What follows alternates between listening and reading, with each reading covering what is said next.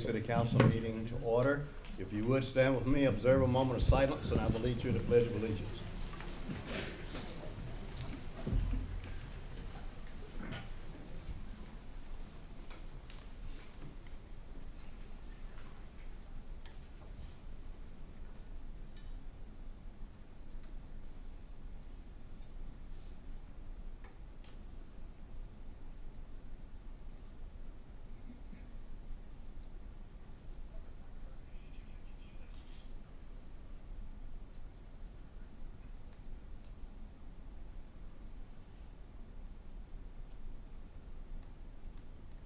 I pledge allegiance to the flag of the United States of America, to the republic for which it stands, one nation, under God, indivisible, with liberty and justice for all.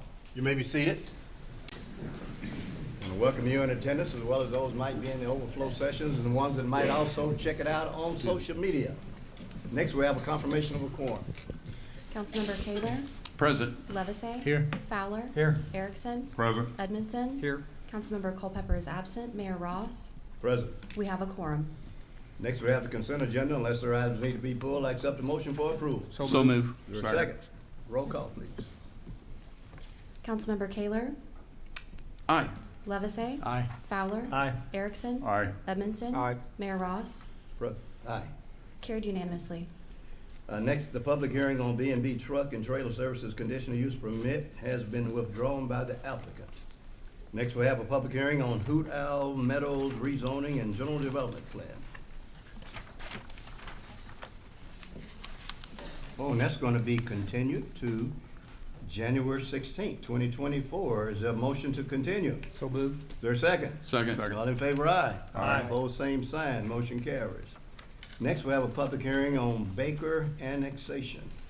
Mayor, the city has one exhibit to enter into the record. City Council information form dated December 4th, 2023 with the following attachments. Site location maps, petition of voluntary annexation with attachments, affidavit of publication in the Examiner on December 2nd, 2023, 185-foot notification map, names, addresses of property owners within 185 feet of site, copy of letters sent to said property owners, and bill approving annexation. This is all we have to enter for the record. Staff report? You sound swear testimony about to give in this case, and the truth of that. Yes. All right, Dave McCumber, 903 West Main Street, on behalf of the city. I have been sworn in. Before you this evening is a request to approve an annexation of approximately 0.69 acres into the city. The property is owned by the applicants Claudia and Rodney Baker and is located at 2600 Northwest Vesper Street.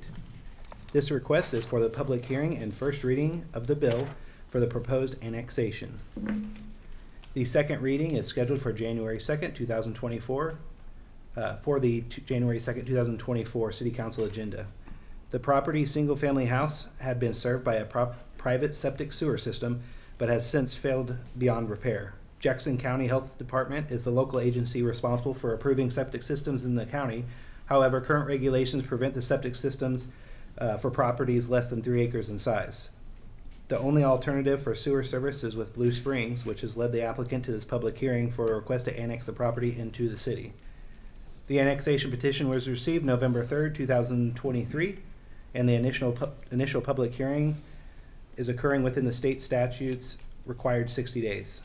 Staff believes the proposed annexation meets the general criteria for annexations as outlined under Missouri Revised Statute 71.012, that the property is contiguous and compact to the existing corporate limits of the city, that the annexation is reasonable and necessary to the proper development of the city, and the city is able to furnish normal municipal services to said area within a reasonable time and after annexation. Staff recommends approval of the annexation and can answer any questions. Are there any questions from the council? Seeing none, is the applicant present? Like to come up, be sworn in, and answer any questions the council might have?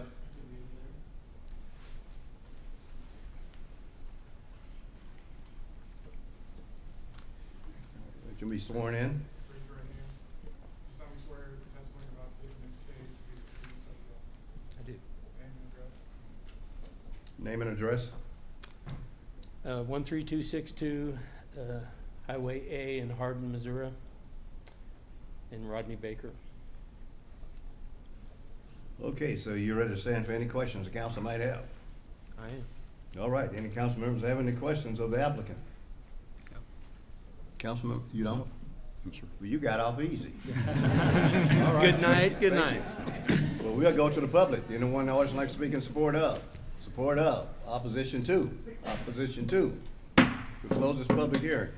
We would like to introduce bill number 5169, first reading only. I'll introduce it, Your Honor. Okay. First reading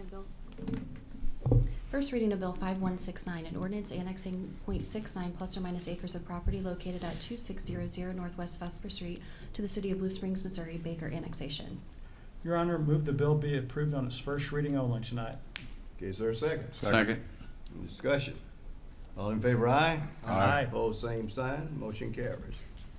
Next, we have introduction and reading of bill number 5170. I'll introduce it, Your Honor. Okay. First reading of Bill 5170, an ordinance amending ordinance number 5226, final plat for Colonial Gardens first plat. Your Honor, move the bill be approved on its first reading and proceed with the second. Is there a second? Second. Discussion? All in favor, aye? Aye. Opposed, same sign. Second reading of Bill 5170, an ordinance amending ordinance number 5226, final plat for Colonial Gardens first plat. Your Honor, move to approve the second reading and provide the proper ordinance number. Is there a second? Second. Discussion? Roll call.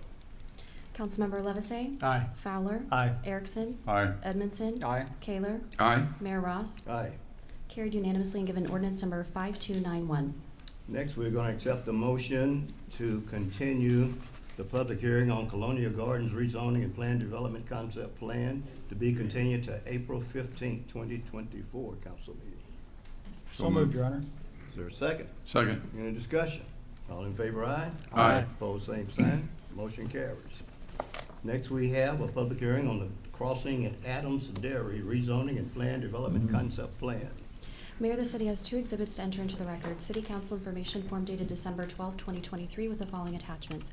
Staff report with attachments, application with attachments, affidavit of publication, the examiner on November 25th, 2023, 185-foot notification map, names, addresses of property owners within 185 feet of the site, copy of letter sent to said property owners, Title IV Land Use Section, Blue Springs Code of Ordinance by reference, 2014 Comprehensive Plan by reference, and letter of opposition, PowerPoint presentation submitted by applicant, bill approving rezoning and plan development concept plan, and letters in opposition. Exhibit 2 is letters received the afternoon of December 14th, 2023 after 3 p.m. through December 18th, 2023 at 4 p.m. and valid protest petitions received before 4 p.m. on December 18th, 2023. This is all we have to enter for the record. Good staff report.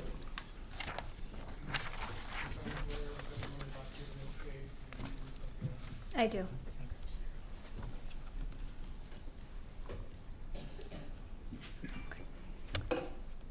Adair Bright, 903 West Main Street, on behalf of the city, and I have been sworn in.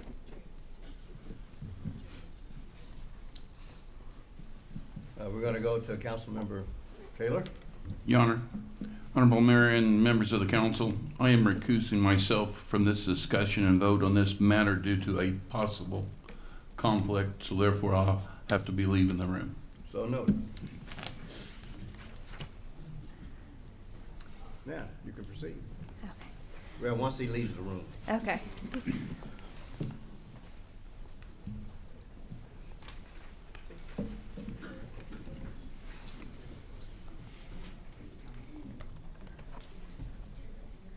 Now we'll proceed with the staff report. Okay. Before we begin, I did want to let you know that we received 7 protest petitions to the zoning request, and 5 were valid, so we are well below the required 30%, and therefore a 2/3 vote by council is not required. Okay. Before you this evening are requests for a rezoning and a PD concept plan for the crossings at Adams Dairy, a proposed multifamily, office, and general business development at the southwest corner of Northeast Duncan Road and Northeast Adams Dairy Parkway. The current property includes 3 parcels on approximately 27.77 acres, is zoned Service Office Adams Dairy Parkway Overlay, and is currently undeveloped or vacant.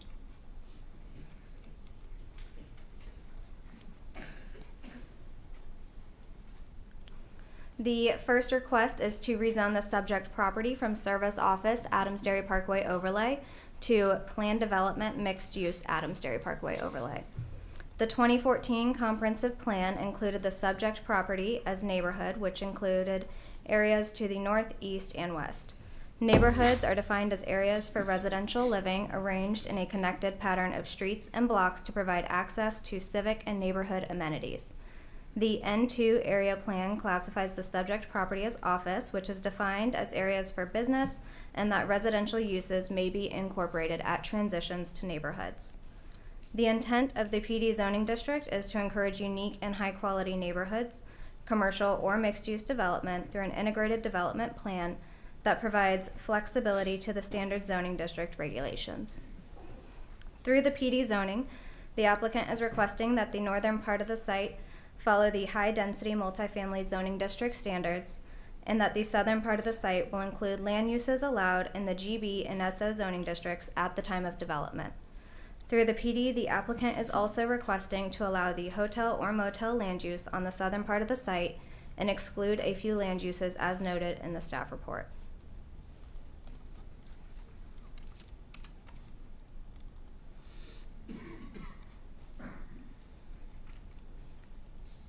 The second request is for a PD concept plan covering the entire 27.77 acre property.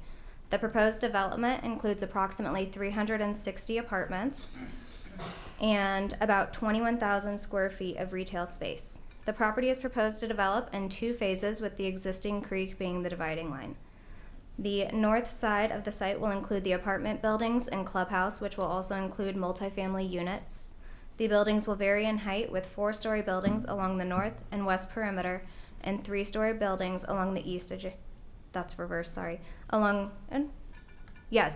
buildings along the north and east perimeters, and the 3-story buildings will be on the west adjacent to the single family.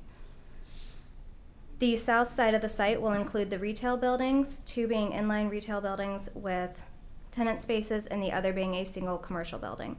As part of the PD, the commercial space may include a mix of office, service, and retail uses.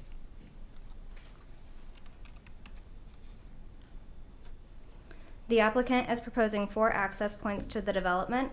3 are off of Northeast Adams Dairy Parkway and 1 off Northeast Duncan Road.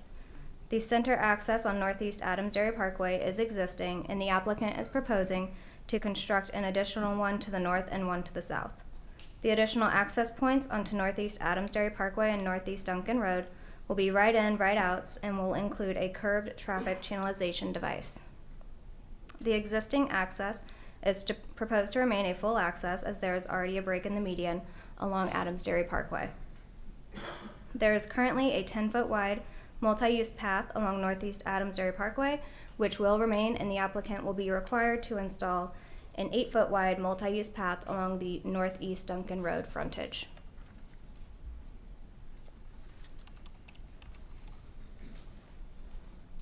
The proposed land use on the northern 17.65 acres is multifamily dwelling units. The development includes 9 apartment buildings and 1 clubhouse, which will contain about 22 dwelling units. The proposed density is approximately 20.22 units per acre. The applicant is requesting this as a modification through the PD, since the MF18 zoning district only allows a maximum of 18 dwelling units per acre. Staff is supportive of the request, since the open space tracts on the north side of the site are large. If the open space tracts weren't proposed and the property was all included in the proposed Lot 1, then the density would be 18.82 dwelling units per acre. The applicant has specified that the southern part of the site could include any land use allowed in the general business and service office zoning districts permitted at the time of development. The proposed building type for the multifamily follows the apartment complex building type. There are modified requirements due to the property also being in the Adams Dairy Parkway overlay. The proposed buildings comply with all building type standards except for the previously mentioned maximum density and the proposed reduction for the front setback. The Adams Dairy Parkway overlay states that all building, paving, and parking must be at least 50 feet setback from the Adams Dairy Parkway right-of-way. The applicant is requesting to reduce that to 27 feet to allow for the site to be developed in ways that more closely align with recognized urban design principles.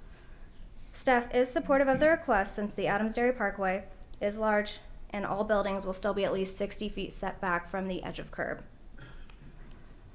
Also, the reduction allows for the property to be developed more in compliance with the required greenway and terrace frontage types. The setback for the apartment buildings adjacent to the SF7 zoning is approximately 90 feet and complies with the imaginary inclined plane specified in the Adams Dairy Parkway overlay. The applicant is proposing to follow the general commercial building type standards for the south side of the property. The provided plan complies with all the setbacks outlined in the UDC, but final setbacks will be determined with the PD final plan site plan design review.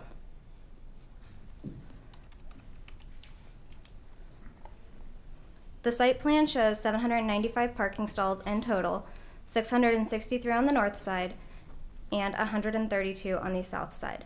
The multifamily housing is required 686 stalls, while the retail is only required 109 stalls. Since this is one development, the applicant is allowed to locate some of the parking stalls on the retail property since the property is not more than 300 feet from the site being served. The applicant is also requesting to reduce the parking and paving setback to a minimum of 9 feet from the required 50 feet. Staff feels as though the request is justified due to the narrow width of the site on the south and the fact that the applicant will still be required to meet all buffering requirements. The plans provided show all internal pedestrian access and all shown sidewalks meet the required widths per the UDC. This includes all sidewalks adjacent to parking stalls being 8 feet wide, and all sidewalks connecting to a building entrance are 6 feet wide. There is also pedestrian access from the residential side connecting to the commercial side, and all internal sidewalks connect to a public sidewalk.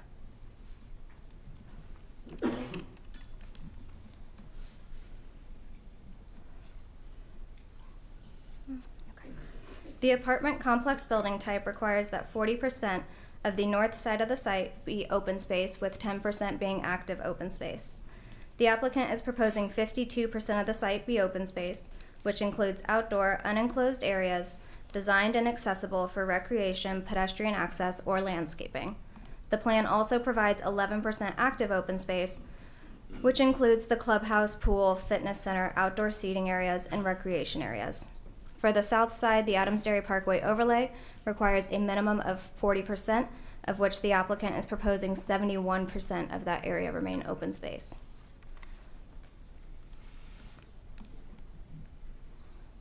The applicant has provided a conceptual landscape plan, which will be reviewed in greater detail with the PD final plan site plan design review. There is a table provided in the staff report referencing required plant units and fences if applicable. The applicant intends to preserve as many trees as possible, but will still be required to comply with the landscaping requirements identified by the development code. The site is required approximately 6,000 plant units, and the provided landscape plan shows approximately 8,300 plant units, meaning the applicant is providing a surplus of 1,300 plant units.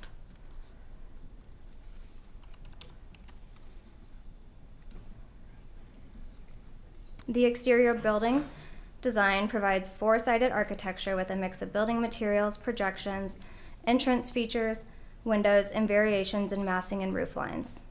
The overall design is of a high quality and will set the precedent for the development of the property east of Northeast Adams Dairy Parkway. Building materials include masonry on the first floor and extending up to the second and third floors on varying vertical planes.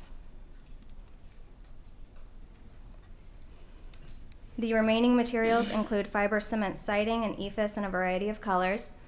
Building entrances include metal awnings and transom windows. The units include recessed balconies and architectural features at the corners of the building to provide a hierarchy. The applicant is also proposing garages and carports, which shall be complementary to the proposed buildings.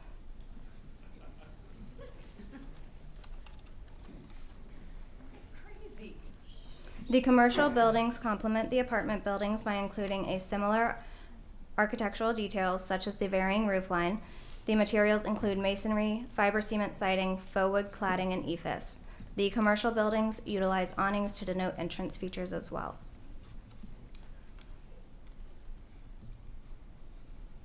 The Planning Commission held a public hearing on Monday, December 11th, in which 0 people spoke in favor and 33 spoke in opposition to the project. Planning Commission recommended denial of both the rezoning and the PD concept plan. Planning Commission also heard the request for approval of a preliminary plat and continued the item to the January 8th, 2024 Planning Commission meeting. Staff reviewed the rezoning request under the 9 review criteria outlined in the staff report and finds that the request is in accordance with the comprehensive plan. The proposed zoning and development of the site with the PD zoning district is appropriate for a mixed-use site due to its proximity to I-70 and the existing commercial development at Adams Dairy Landing.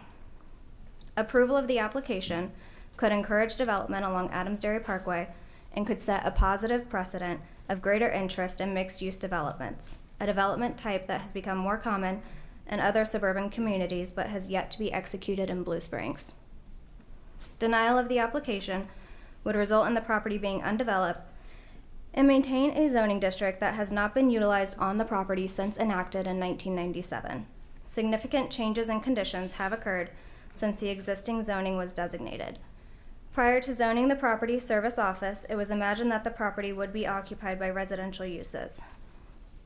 At the time of rezoning to service office, it was stated that the land could develop as a business center, but that office development was already slowing down. This was all prior to the development of Adams Dairy Landing in the mid-2000s, which has shifted the area to a commercial hub. Staff feels that rezoning to planned development mixed use would allow for an appropriate transition from I-70 and the existing commercial uses to the less intensive residential uses.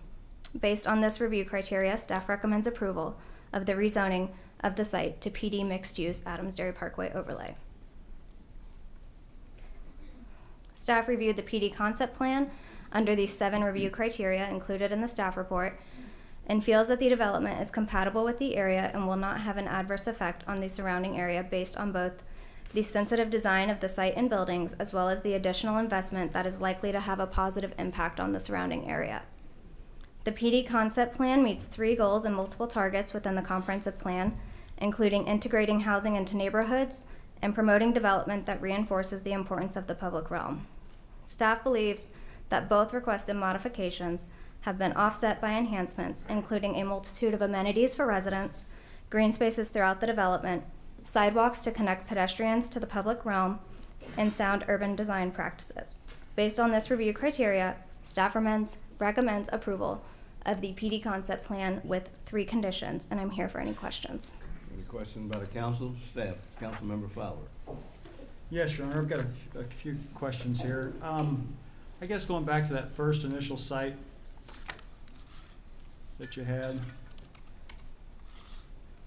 one that showed the neighboring lots, like the very first one.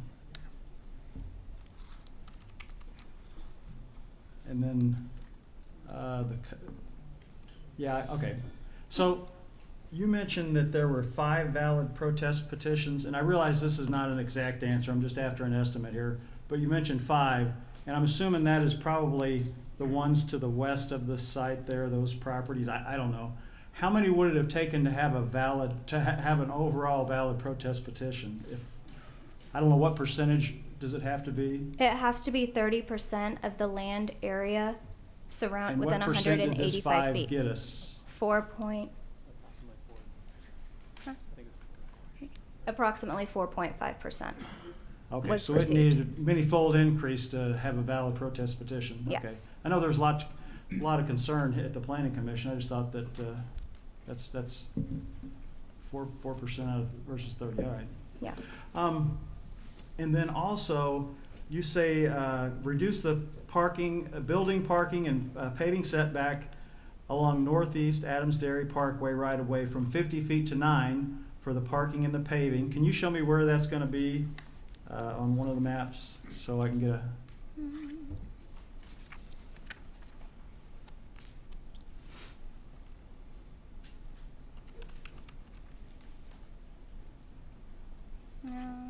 Is that along Sorry, the just 1 second. residential or the commercial or both? So the commercial part is where they're requesting the 9-foot setback for the Okay. parking and paving. And that is this corner. Where did it go? So this is 10 and right here is 9.37 Okay. for the drive aisle. So the 50 is quite a ways off of that. Is the whole length of it less than 50? pretty much? Yes.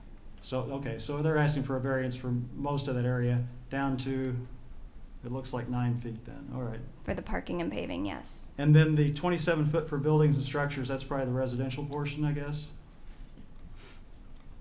Yes. So the closest building would be building 1 right here. Okay, And that's that But- 27 feet to the property line. all right. And then there's, as you go north, there's a, 27 and 28. okay, all right, all right. And then the dwelling units per acre, MF 18 is 18 and they're wanting 20 units per acre. Yes. So, and, I'm just trying to visualize how much reduction that would have to be to get it into compliance with the MF 18. If they platted this differently, then it would be in compliance. If they decided to plat it as a lot, it would be 0.82 units an acre over what is allowed. But And that due to the includes way, the commercial then, does that, that does not include, the retail? I'm sorry, that doesn't include the retail area. That's just the northern part of the site, Okay. since Then- there's not any dwelling on the south. Then what is the denominator that comes up with 20.22 dwelling units per acre? It is the size of lot 1, which is the proposed lot for the apartments. They also have tract A, tract F, tract E, and tract B over here, which is eating up quite a bit of the area on the northern part of the site. Okay. All right, that's all my questions for now, Your Honor. Councilmember Levacy?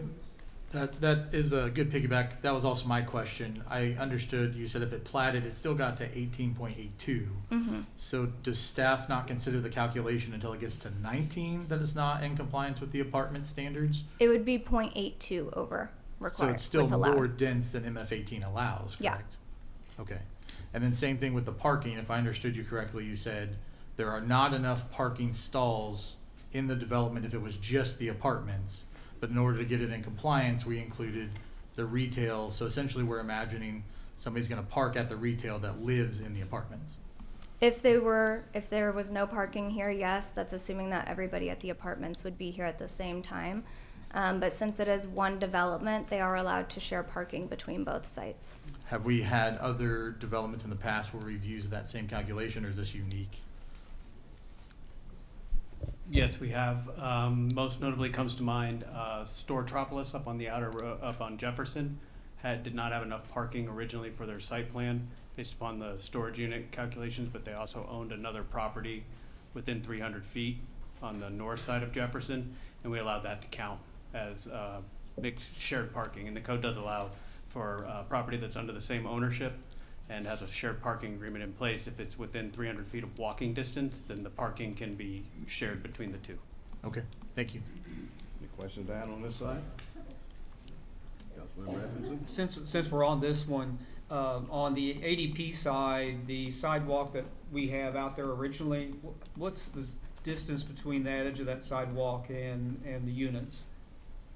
I don't know the exact distance from the back of the sidewalk, but I do know from the back of curb was 60 feet. Was 60 feet? No, it's not in here because they're not looking at it. Yeah, so it's 60 feet from the back of curb, but we weren't provided the And that was roadway curb, distance. yes. Mm-hmm. That answer your questions? Mm-hmm. Anyone else before we go to the applicant?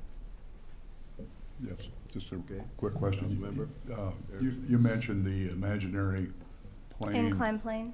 Yes, how far, what angle is that? Is that 45-degree angle? It's at a ratio of 1 foot. Let me see, I wrote it down because it gets confusing.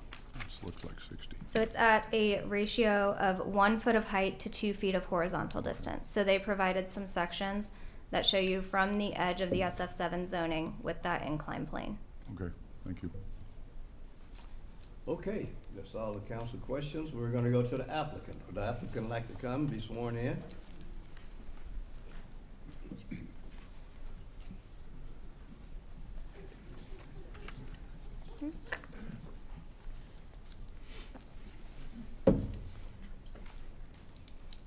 Swear you both in, do you solemnly swear the testimony you're about to give in this case is the truth, so help you God? Name and address? Did you get the name and address? You need to give them the name and your address. I'll let you start. Yeah, I'll start. Christine Bushyhead Law, 315 Southeast Main, East Summit, Missouri. Brian Ron for the applicant, 1120 Eagle Ridge Boulevard, Grain Valley. Okay, you can proceed. Good evening. Brian's going to make most of the presentation, but I thought it might be helpful in light of the extensive testimony last week that I take a moment to kind of try to frame the conversation that's taken place to date.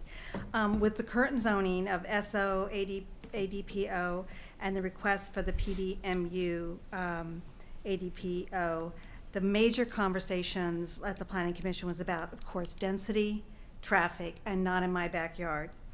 Some of the context that might be important, especially since this property has been zoned in a high commercial use since 1997, that only 6 properties of the 1997 noticed properties were under the same ownership in the 2023 noticed property list.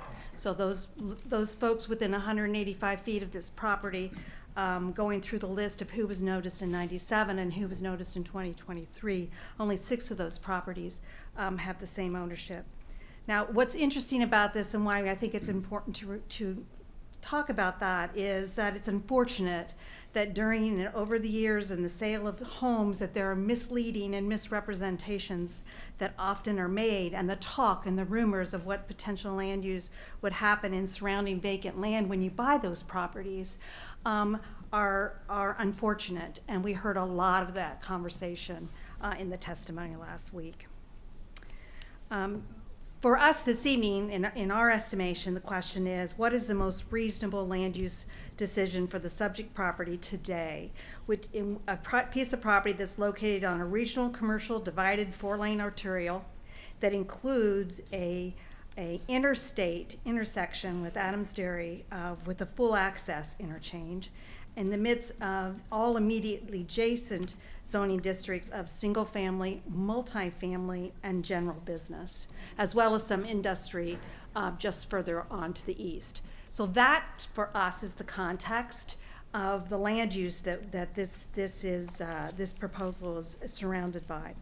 The current land use service office district allows for public, semi-public, institutional, professional office uses, concentrated employment-related activities. And under this particular zoning classification, there could be 6-story buildings can be developed, and 65% of the lot area can be covered by those buildings. So 65% of our 27 acres could be covered by buildings under the SO. In our proposal of the 3 to 4 story multifamily buildings cover 11%. The buildings themselves cover 11% of the land area.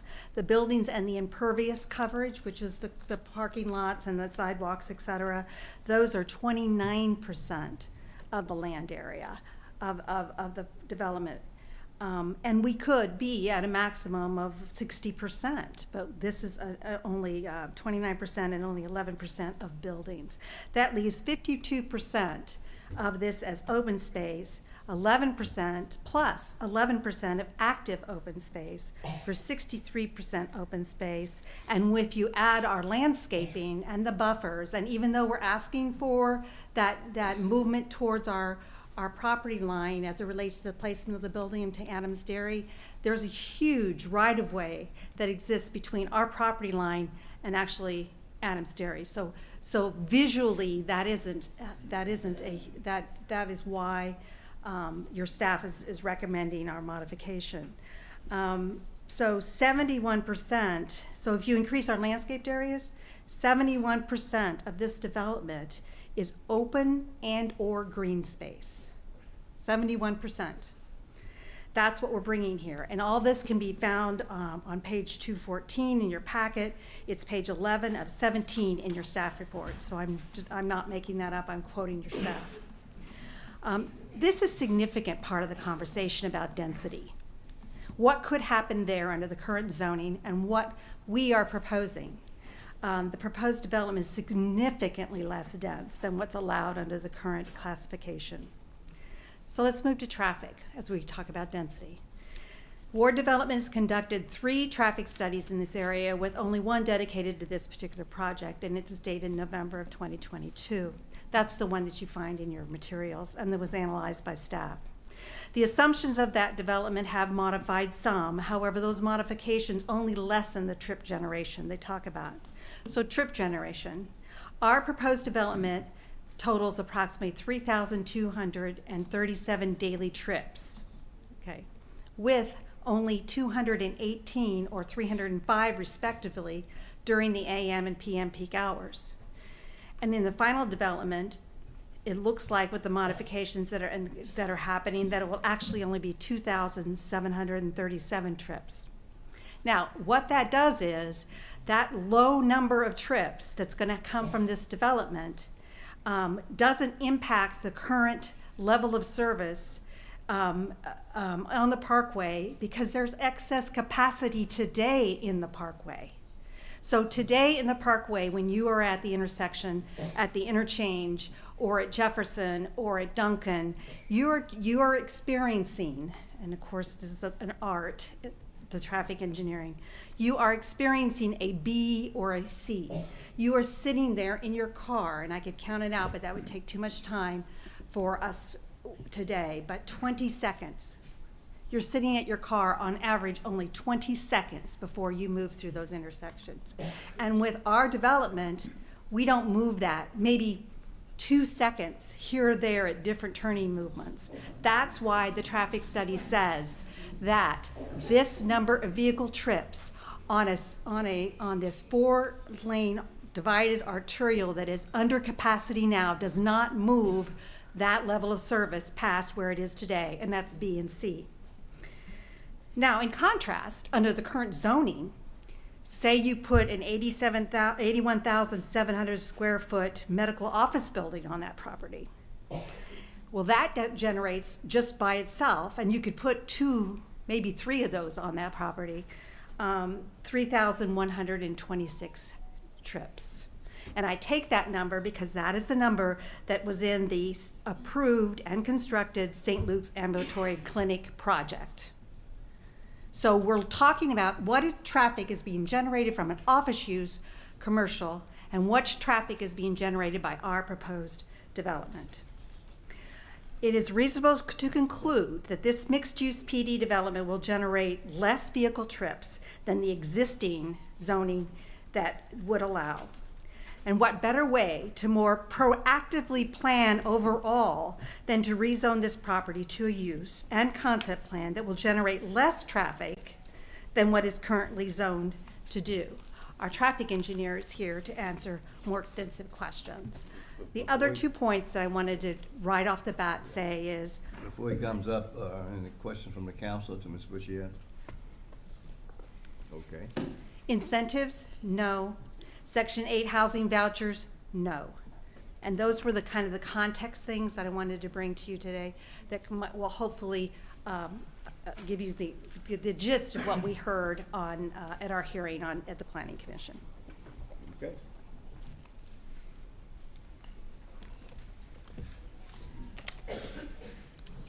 Good evening.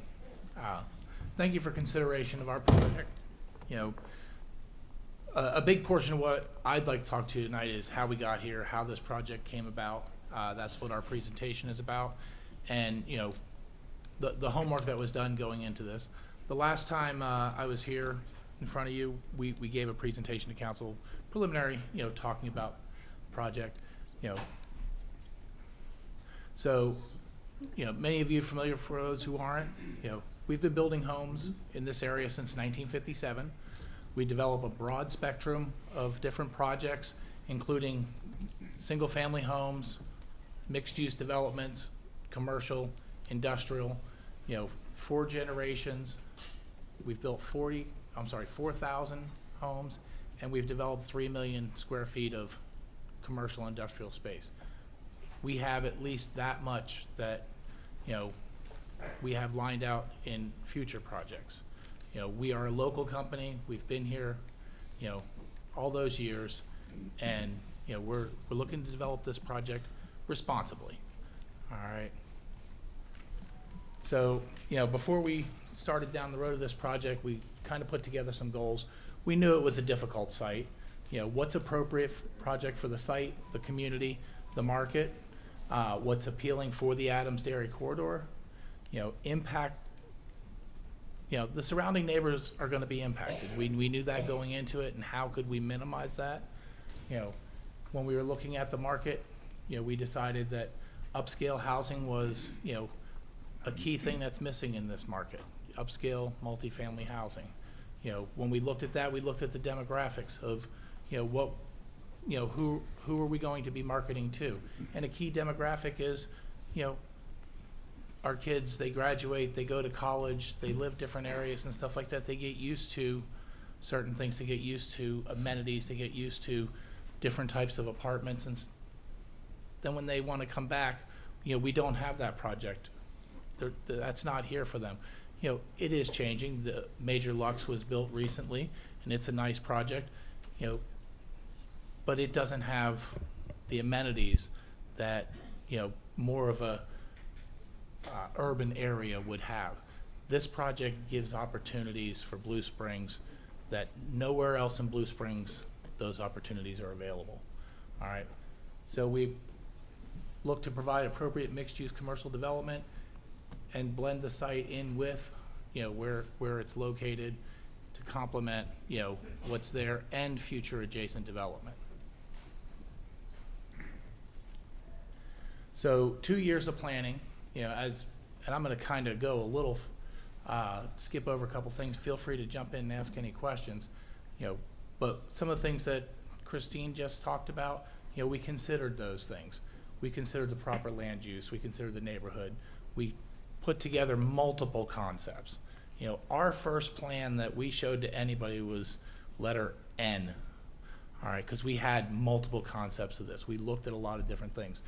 Once we had a concept that we thought, you know, was the right fit, we engaged, we reached out here to council, we reached out to the neighborhoods. You know, before we ever did anything, you know, I sent stuff personally to Waterfield. Hey, this is what we're looking at doing here. You know, we're looking for your impact or your input. We're looking for your feedback. With that, we scheduled neighborhood meetings. You know, we held those, the first meeting, presented the concept. You know, we got a lot of pushback, but we also got some decent feedback. All right, and with that feedback, you know, we kind of went back to the drawing board and we said, okay, you know, what can we do?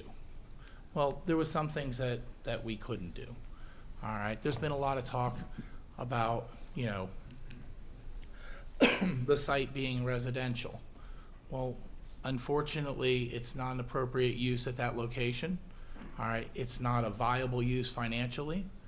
All right, I've had, you know, folks reach out, very, very nice, you know, and have good quality discussions with them, you know, and they're like, I'm not opposed to development, but, you know, what about 55-plus patio homes? I've heard that several times. You know, unfortunately, it's not a viable use for the site. So when we were planning, we actually had to work within the confines of what were viable use. We had to work with staff. All right, staff has been wonderful. You know, we've gotten a lot of input from the city. You know, we've gotten input from the neighbors. We took that, we developed a plan. So once we took those things and, you know, changed what we could and redesigned it, you know, we held another neighborhood meeting. We got additional feedback. Since that meeting, we've had additional feedback. People call me, people email me, all right, talking with staff, all right. We've looked at all these things, you know. So this whole site has been, you know, numerous times taking all of that input. You know, we reduced buildings from 4 stories to 3 stories up against the west property line. We moved the buildings, you know, twice from that property line. We now have them 90 feet off that property line. You know, initially we were at 410 units. We've lowered units. Different designs we've lowered, we've raised. You know, we're at 362 right now. You know, we eliminated, Yeah, we got a ton of folks had concerns with the retail on the north side. All right, well, honestly, I had, differing opinions when we're talking with, different parts of this, but people felt really, really strong there, so I took it out. I made that a green area. We also took some area there and carved out tracks. We had talked about tracks earlier, that the tracks are hurting me with the MF-18. Some of those tracks, and they're not very big, they would not have an impact in the MF-18, but some of those tracks are tracks that we set aside, for art installations, because we have great installations along the Adams Dairy Parkway. So around the corner coming up Duncan, we set aside tracks dedicated for the art commission to use. We made almost all of that green area. So, we've taken this feedback. We had a full access entrance off Duncan. We eliminated the full access entrance. People still had concerns that people were going to make the turn even though they weren't supposed to, so we added the concrete barricade there, the concrete island for that. We added additional parking and buffering. We added additional walk areas. So along Adams Dairy there, talking about these setbacks, these buildings, I know we're talking about a reduced setback, but the Adams Dairy easement there is so wide, it was requested that we add, pedestrian areas behind these buildings. So you've got the parkway, you've got the path. It was added, we added pedestrian areas, behind our buildings before you even get there. There's quite a distance there. That request was made, we added them. All right. Each step along the way, we've tried to meet everybody that we could. We've tried to work with everyone that we could. All right. We wanted to have the right project for the site. All right. But we also didn't want to just, this is what we're doing. All right. Time and time and time again. And even tonight as we have this discussion, since planning and zoning, additional questions have come up. The question, there was a site there, that we were talking about maintaining hotel zoning on. Well, that was requested of me. All right, I don't have a problem. If tonight, the question is a condition that be removed from my request, I would do it. All right, there's other things as these things come up. We engaged with the Blue Springs School District. We discussed the project with them. We engaged with the police department, the fire department. We sent the project to MoDOT. As you look at our traffic study, there's things that have come up. Some of it is projections into into 2042. It's well down the road. All right. Is there going to have to be improvements, a light there when it's developed across the way? Absolutely. But today, those improvements aren't warranted. But we've made sure everybody's had the information so they can do the long-term planning that's necessary. And finally, we come to the plan that we have in front of you tonight. We are very proud of it. All right. I know, I understand, it's difficult for those in the neighborhood with this transition, but I absolutely stand behind this project. We are proud of it. We have made the changes that we feel both have a viable project and also meet those goals that we laid out up front. All right. And I am tonight, open to suggestions. All right. Suggestions of not developing the property is not possible. Not developing it in a way that's reasonable, makes for a viable project, those things aren't possible. But within what's a viable project, I have been open and I still am. So, this is an overview of the site. There's been general talk about it, the different zonings around it. Again, we feel that it is an appropriate buffer, between the different zonings. Talking a little bit about what we're going to build there. So, I mentioned earlier the type of project we're looking for. They are, upscale apartments. All right. That product isn't here. We don't have a product like this in Blue Springs. not only do we not have this product, all right, right now we don't have a place for this product. So when you look at where this project is located, all right, you know, We're gonna have some order. this project, where it's located, allows for shopping, allows for fantastic outdoor amenities. All right, there's a beautiful trail system, there's a beautiful dog park, there's beautiful bike trails, there's a beautiful lake, you know, but those things together with the commercial development are not available. You can walk to these areas, you can go shopping, you can go out to dinner. And as this develops, all right, that's also going to help that commercial development. All right, neighborhood commercial is, you know, something that we need. So we have a lot of chains over there, but we don't have, you know, a nice sit-down restaurant over there. You know, this is the type of development that's going to bring those types of things in. All right, so when we designed this site, there isn't a multifamily project like this around that doesn't have a dog park. All right, if anybody feels that I really need it, I'd put it in, but I didn't, because there's a beautiful dog park. You know, we're expecting our residents are going to want to get out and engage around the community, the trails, the shopping, the lake, the dog park.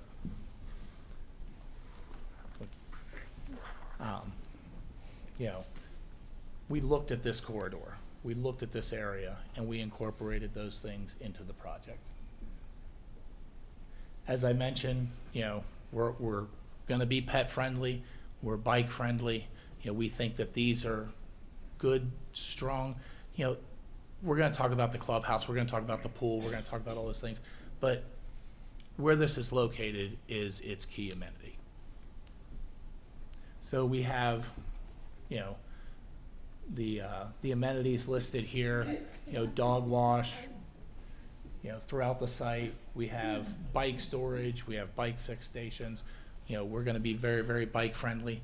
You know, right here inside the neighborhood, we can store, you know, 100 bicycles so they're not out on the balconies and things like that.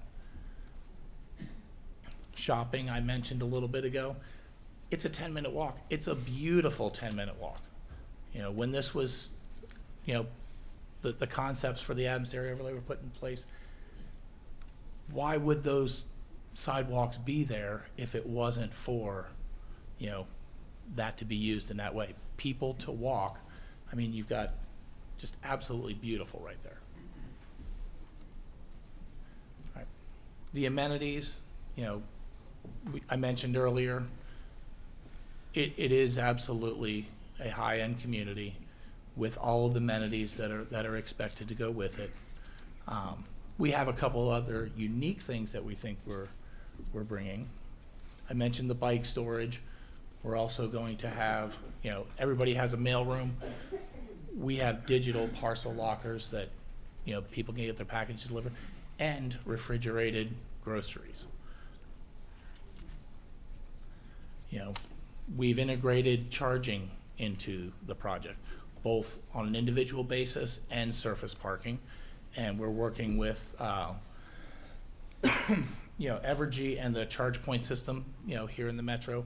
There's already 1,000 locations. There's 11 existing locations in Blue Springs. You know, this is going to bring those opportunities for, you know, whether you rent a spot to charge your car or do surface charging. You know, the buildings themselves, staff did a wonderful job, you know, explaining some of the thought that went into these buildings. You know, over the last 2 years, the buildings have changed and things like that, you know, to meet some of these requirements. So it was mentioned, like, you know, why are the buildings right there on Adams Dairy? Well, there are planning methods, you know, and these types of buildings and the Parkway corridor and those types of things, all of those are not necessarily driven by us. This is input that we have taken from, you know, from staff and from our conversations with the community. You know, our residential units, luxury units, each one has balconies, quartz countertops, the, you know, luxury throughout the project, their conditioned corridors, their elevators, you know, these are things that are expected, all right, versus, you know, the typical garden 3-story walk-up type units. So, you know, basically, in closing, you know, as we're looking at this, we've taken everybody's input. If somebody has other ideas, if you have other ideas and there's conditions that are concerns, we're open to them. All right, we're here tonight to answer any questions that we haven't answered yet. But, I mean, we are proud of the project, and we really do feel that, you know, it's the right project for this site. Thank Any you. questions from the council to the applicant representative? Councilmember Lavasey. Yeah, I appreciate your comments. I had a couple of questions I heard you say. One thing you mentioned was there's no amenities like this in Blue Springs. You mentioned Major Lux specifically. So what do you feel like your project has that Major Lux doesn't have? Why is it? Major Lux is, oh, I'm sorry. No, go ahead. Major Lux is a very, very nice project. What Major Lux doesn't have is the pedestrian aspect of what we have here. All right, when you look at our project, you have great commercial development, you have great outdoor development. You know, that all together as a project, you know, I believe that, you know, Major Lux does not compete with. And then I also heard you say that you wanted a viable project for the site. You mentioned patio homes specifically. So what makes something like patio homes not a viable project for the site?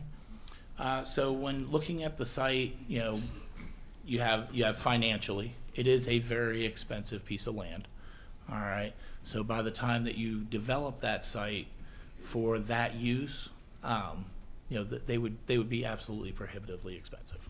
So you're not talking like topography and that kind of thing. You're talking about financial viability for you as a developer. Well, there's financial viability and also, you know, frankly, probably in my opinion, but this is your decision to make, you know, I don't think, you know, appropriate use of the site. So when I would go to staff, because that would require a rezoning, all right, you know, this was zoned one way and changed, you know, from single family, all right, to zone that back to single family. And I read the transcripts from 1997, a ton of discussion of how, you know, how could that possibly be developed that way. And, you know, there was a ton of problems because immediately you were tying in the neighborhood, you know, to the west. All right, then that western neighborhood's tying into Adams Dairy. And if you look at, you know, the reports and the zoning and everything from 1997, these questions came up and they were, you know, there was problems then. So, you know, from there and, you know, what experience I have, but I am definitely not an expert, you know, I did not think that viably, financially, we could make patio homes work on that site.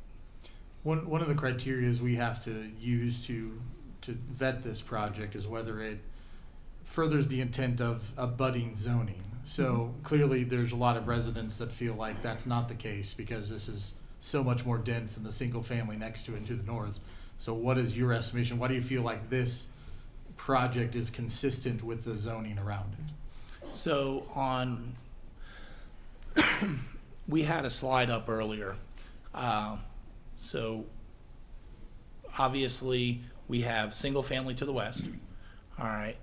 To the north, we have a mix of multifamily and single family. Very little multifamily. It's just those townhomes right there. All right. To the west, we also have another piece that's already zoned MF14. All right. Then to the east, we have general business and multifamily zoning. So, you know, I do feel it's an appropriate buffer together with, you know, the commercial, the industrial, all of those things. You know, it is an appropriate buffer before you get to the single family. Okay, in my thank you. opinion.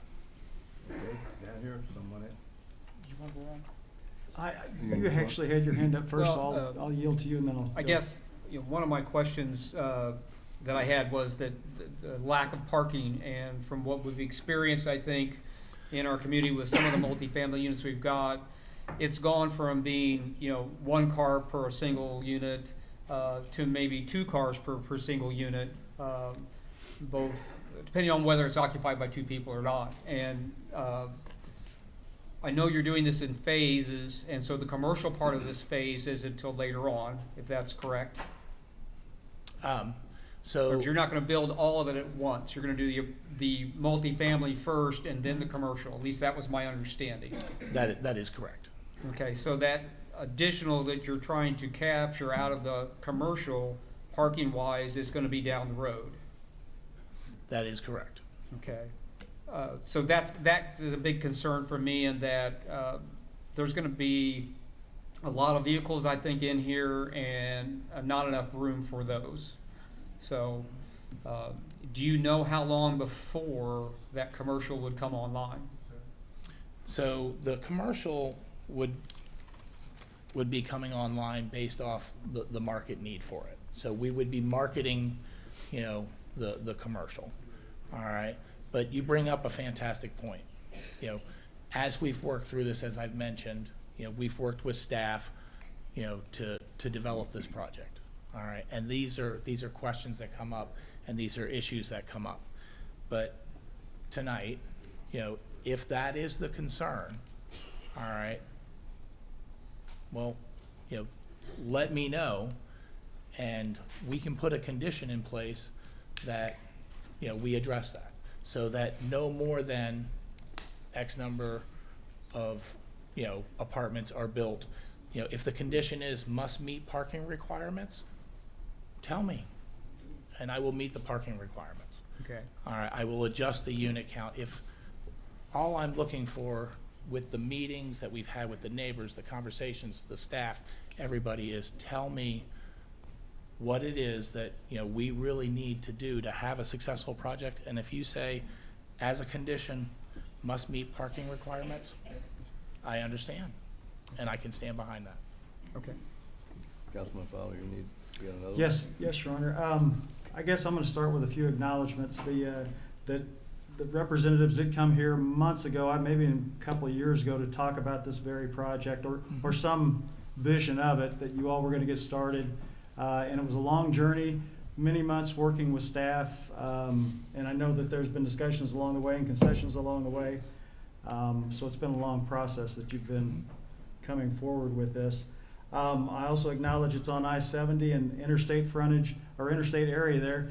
If I go to Lee Summit and 50 Highway and 470, I see a lot of the big apartments going up over there too. And I realize that there is somewhere in the metropolitan area a need for that, or you know, people that would like to have those buildings close to interstates. I acknowledge what Christy Bushy had.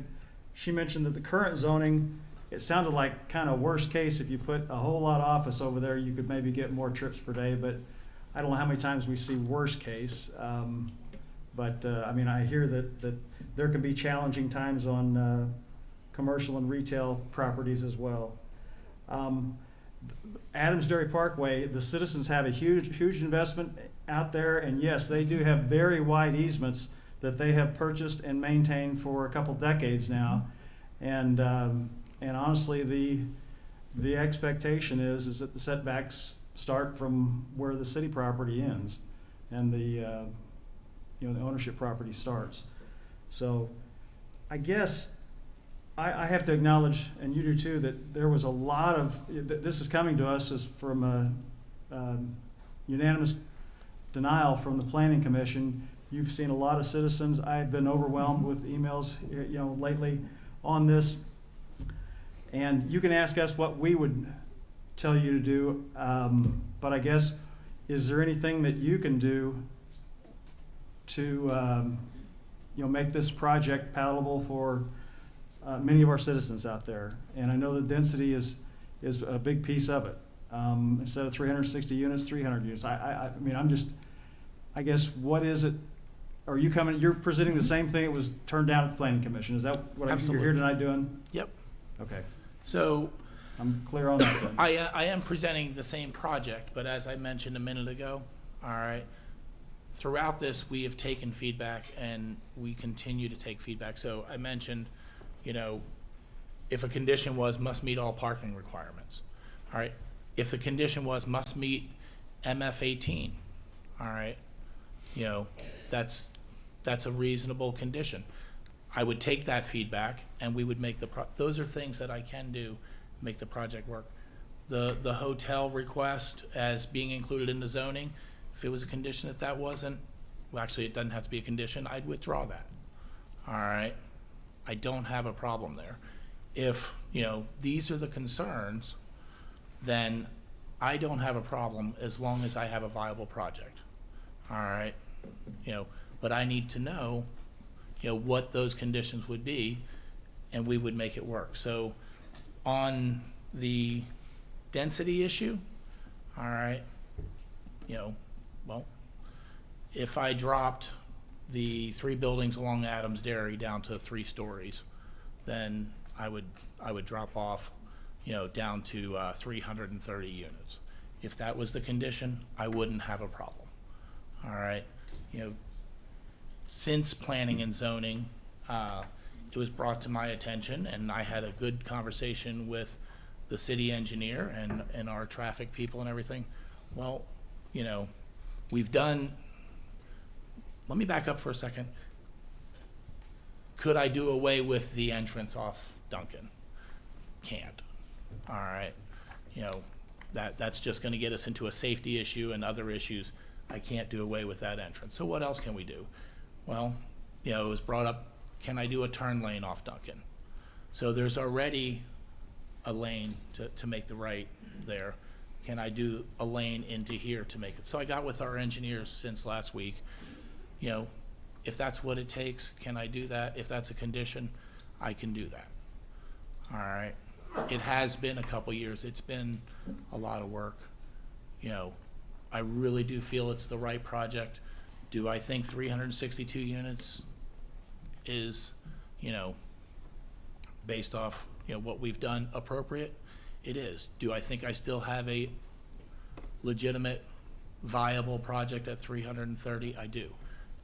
Does that help solve the traffic problem? It does. All right.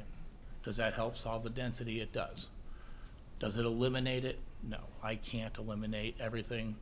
You know, I can't make every single challenge go away, but I can eliminate some of them. Okay. Go ahead, Ron. Councilmember Erickson? You mentioned just a moment ago, if you wanted me to make 3-story apartments next to the ADP, you could.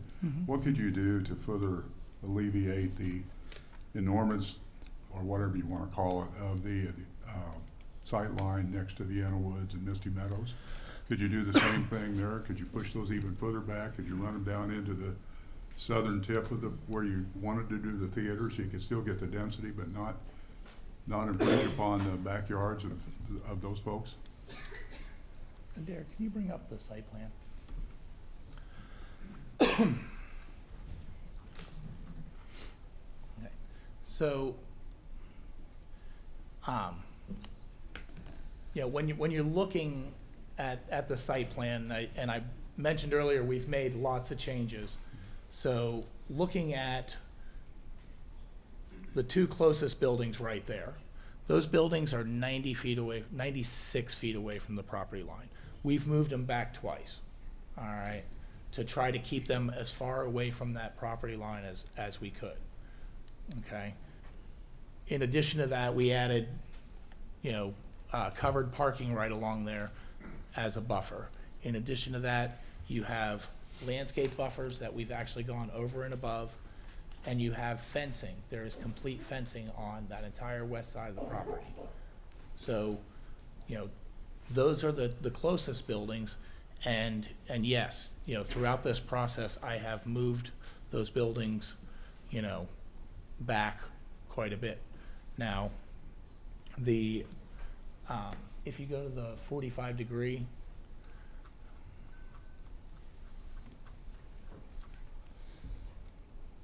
you know, that's what we were talking about earlier. There's 2 different standards in the city of Blue Springs, and that's backing up to single family or multifamily. So the single family is going to be the one right there. All right. Up until recently, that building was 4 stories. I already lowered that building down to 3 stories. Okay. I moved the building back further and put all the buffering in. All right. So to answer your question, yes, there's probably, an opportunity there that we could do away with commercial on the south completely and put buildings down there. But when we were working with staff, and working through this project, the request was in its entirety, not specifically, a project the way we have it laid out. Again, that's a 30 unit building there. If that was a concern, a building could be eliminated, but then you're back up to 4 stories on Adams Dairy. All right, there's only, we do have to maintain a viable project. All right, I couldn't lower all the buildings and start losing buildings, and maintain a viable project. You don't want me to just agree to whatever and then something that's not going to get built or it's going to be subpar has to be viable. The 96 feet, that was what, that's where we kept moving those buildings back. If it's something that there's a suggestion how I can do that, I'm very open. The only thing is, I think you have a reasonable suggestion. Losing the commercial on the south side, I from input I've had from the city, I don't know whether that would be the best way to go or not. That would be, I'd have to get the city input. That's your question. Okay, we got all your questions answered from the council. All right, thank you. We're gonna go to the public. Does anyone like to speak in support of? Support of. I know there are a lot of you with opposition too. We have a whole stack of emails that we've all gotten. I'm gonna call on a few people to testify. I ask that you not repeat points already made. We'll be here all night and we're not gonna do that. If you start making points already made, I'm gonna hit the gavel and remind you. You're gonna have 3 minutes to talk. And then if you're not done, I'm gonna hit the gavel. Everybody understand? Okay. The first person I'm gonna call is Dan Wheeler.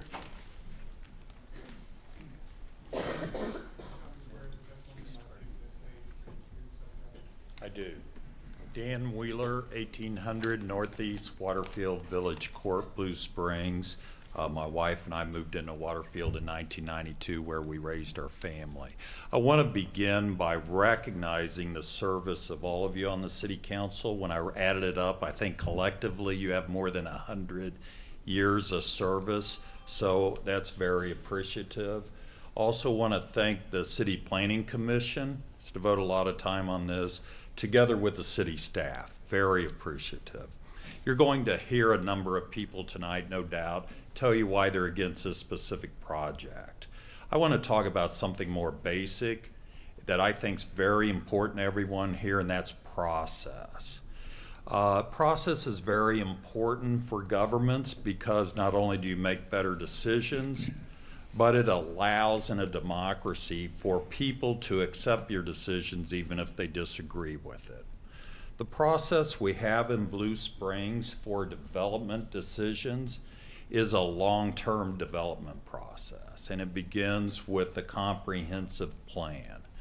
Comprehensive plan is updated all the time. We updated in 2014, and in our planning process, we as a community said this is a neighborhood. And then we developed a specific area plan, and we actually changed it in 2014 from residential. And we said in our plan that this site would be used for developments that bring quality employment opportunities to Blue Springs. The zoning reflects that. It's SO, it's not general business, it's SO zoning. And the ADPO overlay also is consistent with that. When the developer bought this land, he knows it's not planned for this. He ignores the plan, he admits that this project doesn't follow our plan, and he arrogantly says, well, our plan's in error. I know better in the planning process. The city has made a promise to its citizens that follow a long-term development planning process rather than an ad hoc, laissez-faire, project-by-project planning. I live in the area. I could have filed, my wife and I, a protest petition. We intentionally did not. We are not asking for a supermajority vote, but we are objecting. Here's my fear. If you essentially amend our plan through a project by project, then everyone's going to believe there is no such thing as a plan. We don't have a plan.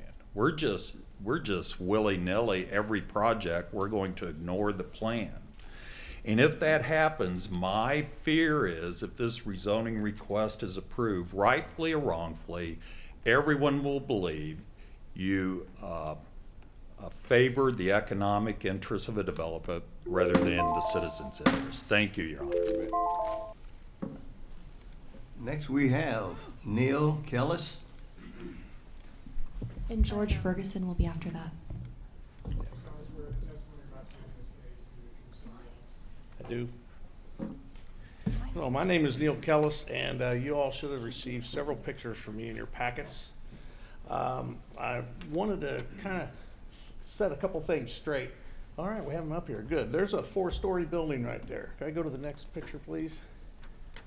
There. You see how big that building is to that car? That is very, very tall. Next picture, please.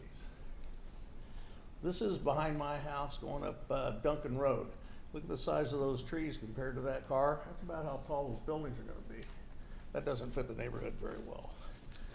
Next picture, please. This is a shot in Vienna Woods. You'll see the house, all the houses. There's 25 to 30 houses going down 10th Street. They're on the right, and then there's the wooded area, the west edge of that wooded area. Next picture, please. This is that one property they were talking about where that house is within a matter of feet from the line, and then it's just going to be right on top of them. Next picture, please. This is out on 10th Street. You'll notice the car between the two houses. Look at the trees behind them. That's the size of those buildings. That's not appropriate for the neighborhood, I don't believe. Next picture, please. We'll go into a little bit of traffic. Here's what's southbound on Adams Dairy Parkway on a Wednesday night. Look how far the traffic's backed up. Just on the 2 lanes that are going to the bridge. Going up to the highway is not a problem. Where's that traffic coming from? Next one, please. It's coming up Duncan Road from Grain Valley. This is an every night occurrence. They're coming up here, taking a left, going up to Walmart, Home Depot. And we're gonna add how many cars? That's crazy. Next picture, please. We'll probably bypass a couple. The same one, go next, please. Okay, that right there, that is everybody coming off of I-70 to come down to the north to Duncan Road. That's also an every night occurrence. True? I think so. All right, this is the last picture. This is a development out in Lee Summit. I agree, there is a place for housing like this, but you go out there, they have a Sprouts, they have a gym, they have everything all in their own little community. Because these people coming home from work, they don't want to drive their car, they don't want to ride their bicycle, they want to come home, they want to walk. It just so happens we have a place on the other side of Adams Dairy. You could build something like this, and I wouldn't be here complaining about it. You'd have to do infrastructure changes, but on the west side, it doesn't fit. It really doesn't fit. So I'm opposed to this. I hope you're opposed to it. I'm not opposed to projects like this. I just want them in the right spot. Thank you very much. Thank you. George, I think you're up. I will allow the plotting next time. And Angela will be next, Angela Sweet. Someone swear the testimony about giving this case I do. George Ferguson, 2050 Northwest 2nd Street, over here in Blue Springs. Now, first of all, thank you very much for the opportunity to speak, and I'd also like to echo things like that can't be imagined in a talk. What I'm going to do is share with you some of the traffic information and the details regarding the traffic study that was done. The traffic at Duncan Road and on Adams Dairy Parkway and around I-70 and the Parkway is becoming a growing problem. In some cases, you just about take your life in your own hands trying to cross, all right? I will not disparage the engineering firm that created the study. They were working from plans and assumptions that were given to them by the developer. However, the development plan submitted for the traffic study is markedly different than the plans that have been submitted to this council. The study is based on four-story apartment buildings and a few retail in the northern section, not the 6 4-story and 4 3-story buildings present in the current plan. Now that can be a huge difference as far as residential density. The study as is confirms that the addition of this project alone will make the intersections borderline unstable. If you look at tables 6, 7, and 8, the existing peak hour conditions, existing with development, and the future. While the developer tends to focus only on the average queues and times, you'll see there are segments where the traffic backups increase to over 2 football fields long. The traffic study on page 12 also says no improvements are identified to mitigate the addition of development traffic. It also seems to ignore the planned high-density zoned project that will be on the east side of the parkway when estimating future traffic. The east side is almost 4 times as large as this site, and as a destination site, is expected to generate 4 times more of the traffic. Even ignoring these other traffic sites that are zoned for high density, the traffic study admits that the intersections will eventually become extremely unstable up to a level of service E, and will require significant taxpayer expense to reconfigure the intersections. Again, money paid by the taxpayers, not the developer. I question some of the assumptions and plan changes used in the development. In my opinion, it's a misuse of the study to conduct area planning, particularly one hired by the developer. That's why the city needs to consider the comprehensive specific plan. Before approving a project such as this, please use an unbiased traffic planner to conduct an entire area review before agreeing to a development of the plot of land at Duncan and Adams Dairy. I am in favor of development for Blue Springs, okay? The right development. In my opinion, this is not the right development for this plot of land. Thank you very much. Angela Sweet. And Donnie Hutchcroft will be next. I do. I'm Angela Sweet. I live in the townhouses that Pull are that microphone down so I can hear you. All right. My name is Angela Sweet. I live in the townhouses directly across 1121. I grew up in Blue Springs, moved back in 2020. Professionally, I'm a director of a national relocation company. Will it stay there? Okay. We specialize in corporate relocation for individuals and families, specifically that are renting. So I'm very familiar with multifamily, and particularly with this level of A-class apartments. My concern is I don't feel there is a need for another A-level complex in Blue Springs. I did some research on the reality of the demand in the area. The industry tracks supply and demand of apartments with a statistic called vacancy rates, which is simply the percentage of vacant apartments that exist. The current national average is 6.6. The average in Blue Springs is already significantly higher at 8.8. But when you take a deeper dive and you specifically look at this Class A higher class apartment, that's where it gets concerning. The vacancy rate at this level in Blue Springs is currently 21.8%, and the national average is 9.5%. So it's clear there's not a need even for 300. And it's not missing in this market. Our company is the largest rental relocation company in the country, and we show this level of apartment every day. The renter who is looking to pay these prices, I do not feel is going to be attracted to this project. They don't want to look into the backside or into someone's backyard and be this close. It's too small of a space. The developer wants to compare this property to others in Kansas and Lee Summit, but those apartments are already, as you saw, in settings with multifamily, where there's more space and there's more unique retail and restaurants. Currently, people do not walk from the north side through to the south side to go to Target, Walmart, or food. And these people won't be excited about that either. The complexes they're comparing them to are very walkable and destination areas. This development will not provide any unique thing for those renters. There is a high risk that we'll end up with a glut of vacant apartments. And when you take that into account with the fact that there's already a project planned and zoned for high density across Adams Dairy, it's clear this development is not an appropriate fit for the neighborhood.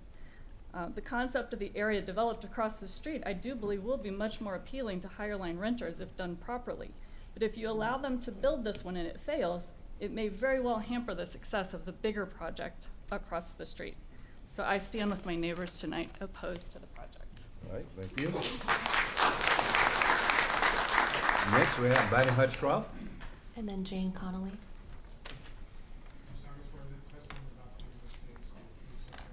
I do.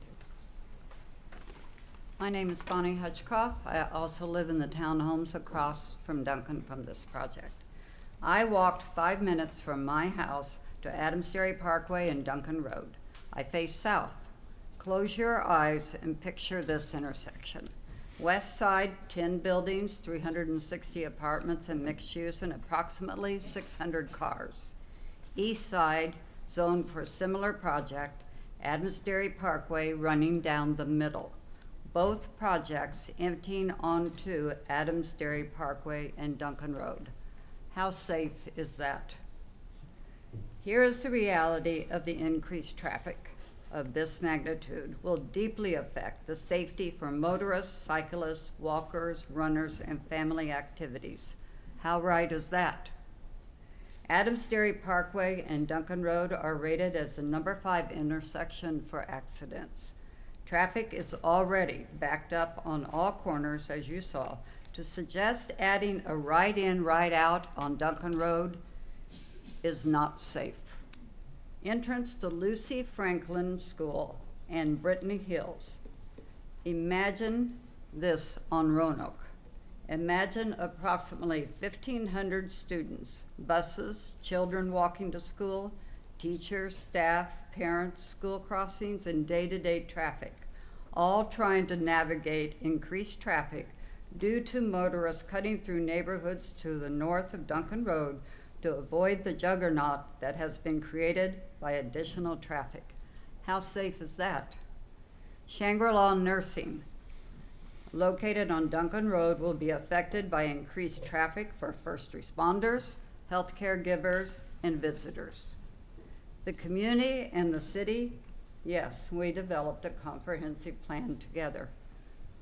That is very important to preserve our community and the safety and create the environment that we want as a community. You, the council, where you are sitting, look to the back of this room is 40 to 50 feet. That's where the lot line and the lot line of this project come together. You can look another 45 feet if you want to, and that's where the first building, according to what they're saying today. I am totally opposed to this project. The current zoning is for the good of the whole. Changing the zoning to accommodate this project and the developer is not for the good of the whole. I oppose. Thank you. Okay, next we have Jane Connolly. And then Ken Harrell.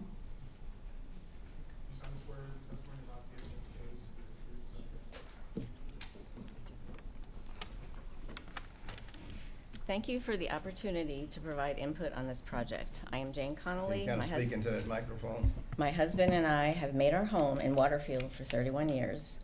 Over the years, I have watched this area become a neighborhood that is consistent with the comprehensive plan designed by the city and people of Blue Springs. I am grateful to the people who spent many hours working on the comprehensive plan. They valued neighborhoods and referred to their importance reportedly. repeatedly, I applaud their wisdom and their values, and I wholeheartedly support their vision. Neighborhoods are organic developments. They are made up of people who arrive as strangers and become neighbors and often good friends. They become part of the larger whole of the neighborhood over time, making a safe haven for themselves and their neighbors. Our homes and neighborhoods allow us time alone as well as opportunity to work together and socialize. Our neighborhoods are also the bedrock of Blue Springs. Our neighborhoods have created a tax base through the years during lean times and good times. We have been integral to the building and maintaining of Blue Springs. These houses are our homes. These subdivisions are our neighborhoods. These schools are our schools. This is our city. You are our city council. You are our mayor. The crossings at Adams Dairy, CAD proposal before us, calls for over 360 housing units on about 20 acres. The adjacent neighborhood of Vienna and Mystic Woods has less than 240 housing units on approximately 70 acres. The Waterfield subdivision has 320 housing units on about 160 acres. This change in density is an order of magnitude greater. This project is at odds with the area and in no way enhances the quality of life. The MacArthur Foundation put out a research policy brief entitled The Link Between Housing, Neighborhood, and Mental Health. In it, they state, building neighborhood supports and opportunities for neighbors to interact is critical to social cohesion and improved mental health. And they add, perceived overcrowding increases the risk of hostility. This proposal would choke off the paths, the lifelines that connect us as a community. I stand with my neighbors, especially the people of Vienna Woods and Mystic Woods, who for months have been dealing with the stress of financial loss on the value of their homes and the loss of their safe haven. Our neighborhoods make our area a desirable place to live. We, the people and government of Blue Springs, spent a lot of effort and money to devise a good plan. We have built the infrastructure to support connection. A sense of home and community is sacred and should not be sacrificed or even risked to increase the financial wealth of a few. I oppose this project.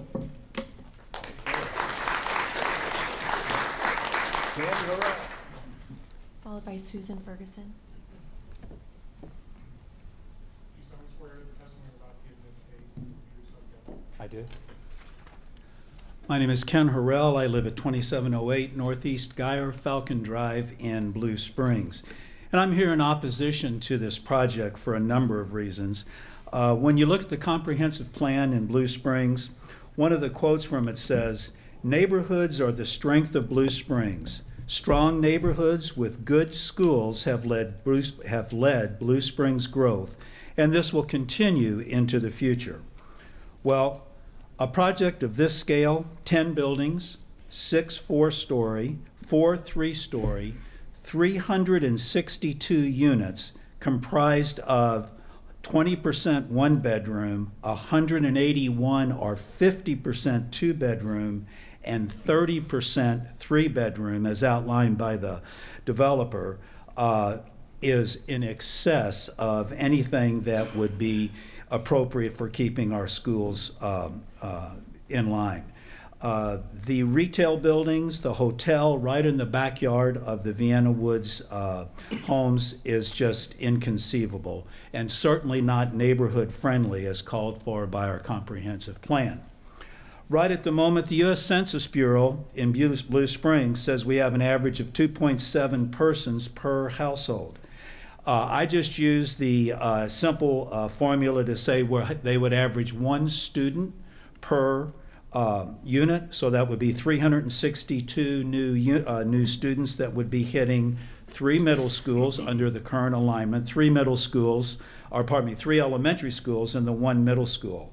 That translates to 161 additional students in the elementary school based on current allocations, and an additional 85 students in the middle school. That means that all of the elementary schools plus the middle school would be at their all-time high of attendance with nothing incremental to support that activity. So for those reasons, I oppose this high-density project, which will increase the area for our schools of over 10% beyond the current capacities. Thank you very much. Thank you. You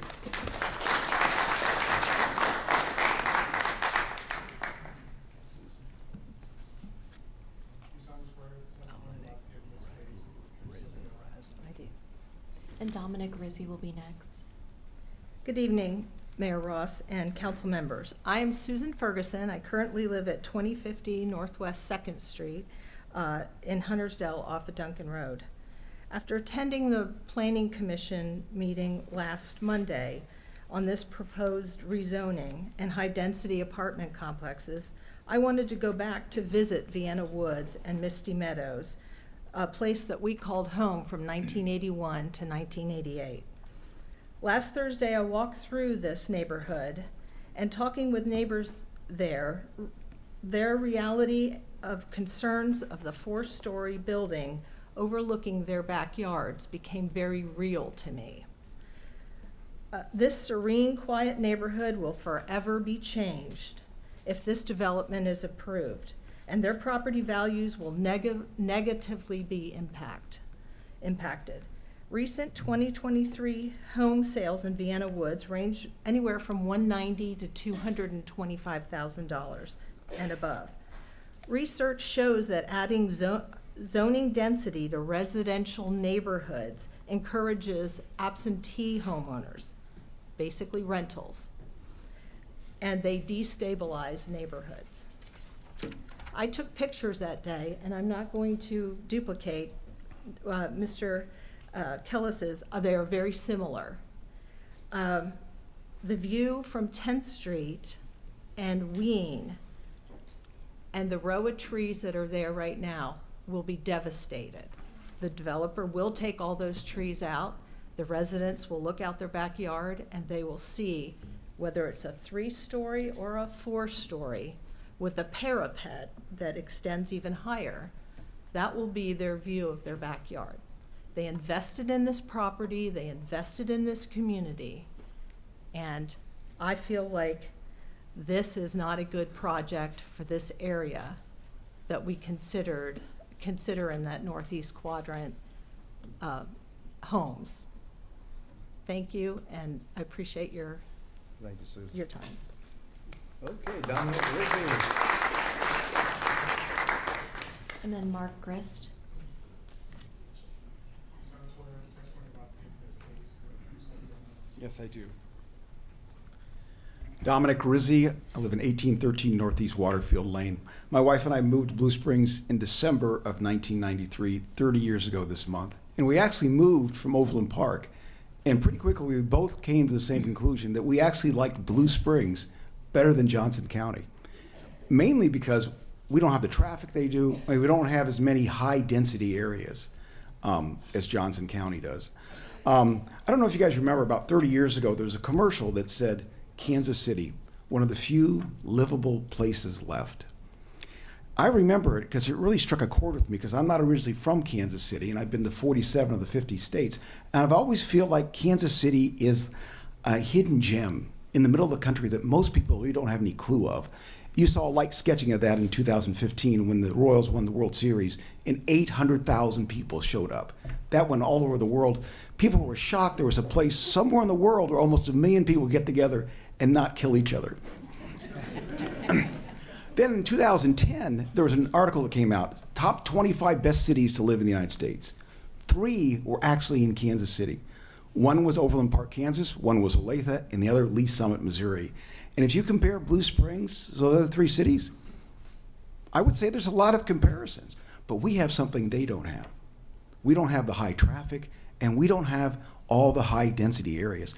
I think Blue Springs is like the Goldilocks spot. Not too much, not too little, just the right spot. And we're asking you to please keep that Goldilocks spot for us by keeping your promise. Let your yes mean yes and your no mean no.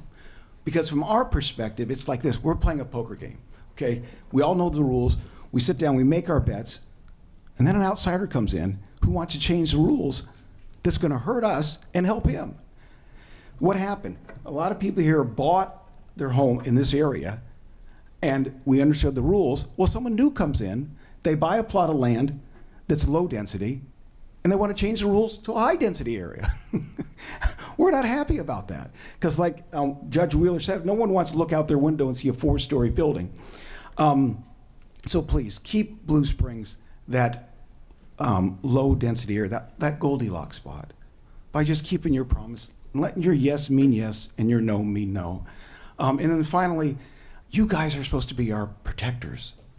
You guys are the gatekeepers. When someone comes in and it's going to hurt our standard of living or our families or our neighborhoods, it's your job to say, not on my watch.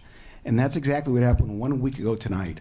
Unanimously, the Planning City Commission said, no, we're not going to allow that. So please, protect us, keep Blue Springs that Goldilocks spot, and say no to this project. Thank you.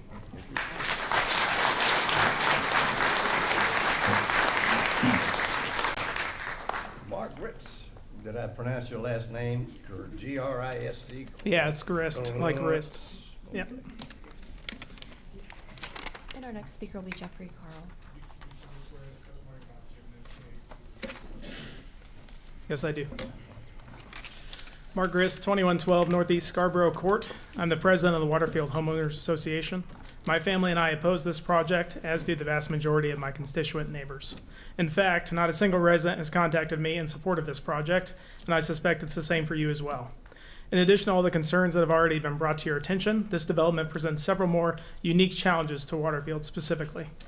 My successor will have to ensure that this development will not cause water system disruption to any of our 3 privately maintained waterscapes, which already accommodate drainage from the nearby city streets and cost a literal fortune to maintain. The increase in traffic volume coming from the neighborhood as a result of this development will inevitably lead to additional speeding complaints, more collisions, and damage to public and private property within Waterfield.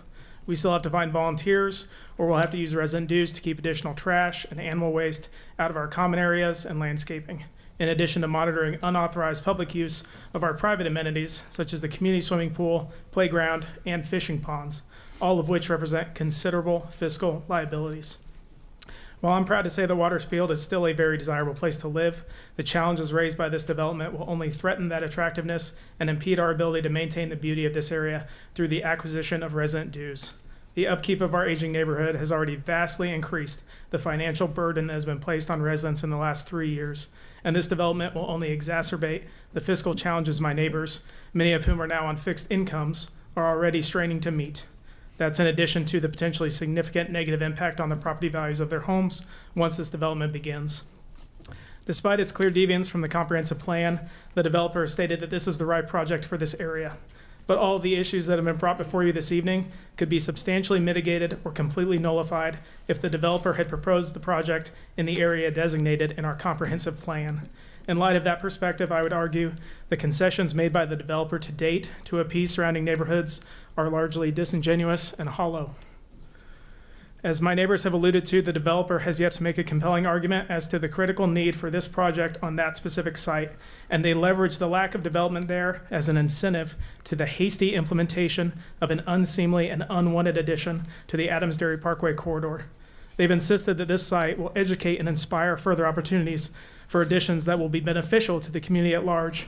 But what hard evidence have they provided you with to validate that optimistic appraisal?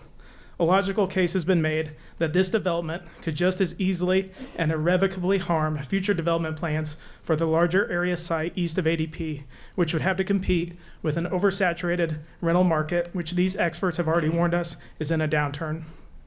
In response to the developer's proposal last week, Planning Commission unanimously voted against the site design as well as rezoning this area.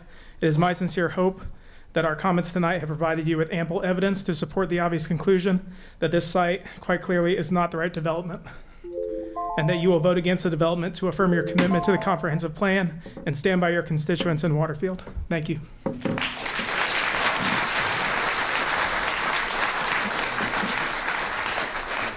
I've got these forms up here, and I'm gonna ask the question, each one of you, I'm gonna ask you.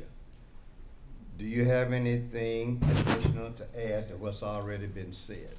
and I'm gonna call your name and you can, Jeffrey Carl. You got something you wanna add that hasn't been said? I do, sir, yes. Okay, if you don't, I'm gonna hit the gavel. Yes, I also have some exhibits that I would like to introduce to the record. I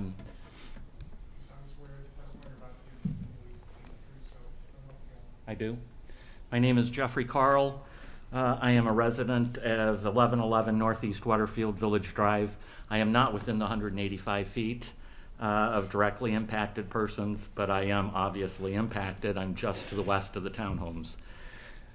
For 2 weeks, I haven't slept much. I presented last week at the Planning Commission meeting. I've provided to both of my councilmen in my district a draft of a letter that I had written that I had intended to introduce last week, but in 3 minutes I had to concentrate on just one area, and that was with respect to alternative sites around the city that were clearly available for this type of development, and per the comprehensive plan and per the development code would actually represent compatible and complementary uses to their surrounding uses.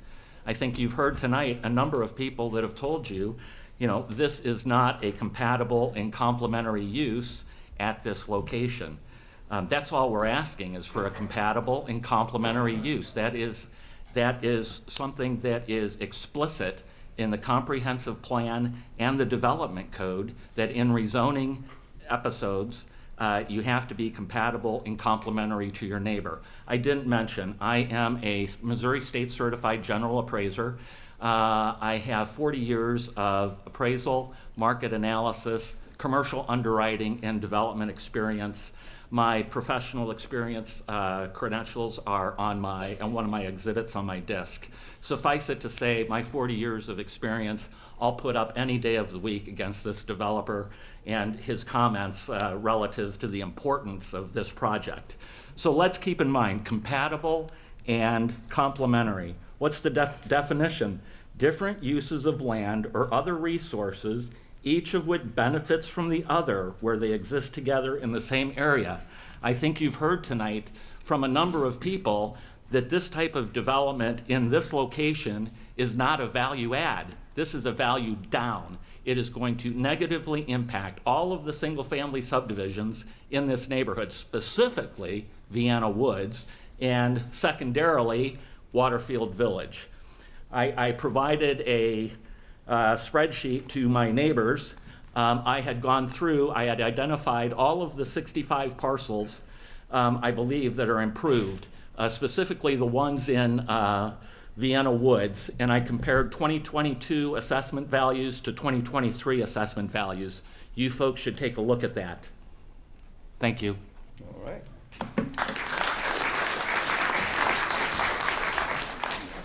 I'm not sure about this Luna Courier. Luna? Did you have anything addition to add? Okay.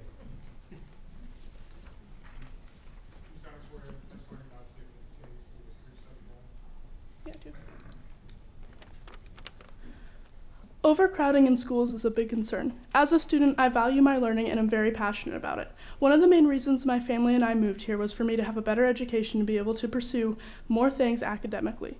I came from various other schools, from other districts, where overcrowding was a huge issue, and I found that my learning was hindered by this issue. There are so many other students, including me, that would be extremely disappointed if overcrowding ruined our experience at school. It's already going to cost a lot to implement the additional needs to support the growing student population that these additions would require. Where are we going to get the funding to pay more bus drivers, staff at schools, and build more additions onto schools?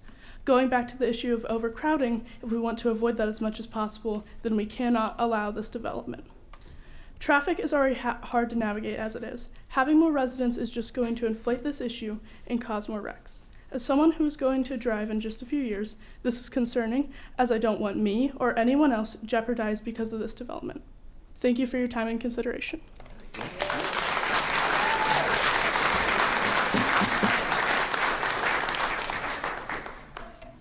Very good. Not even driving yet. Appreciate your courage. Jane England, anything to add? Yes. Okay, take your mask off and come up here and talk to us I'm about not something sick, I'm different. just don't want to get sick.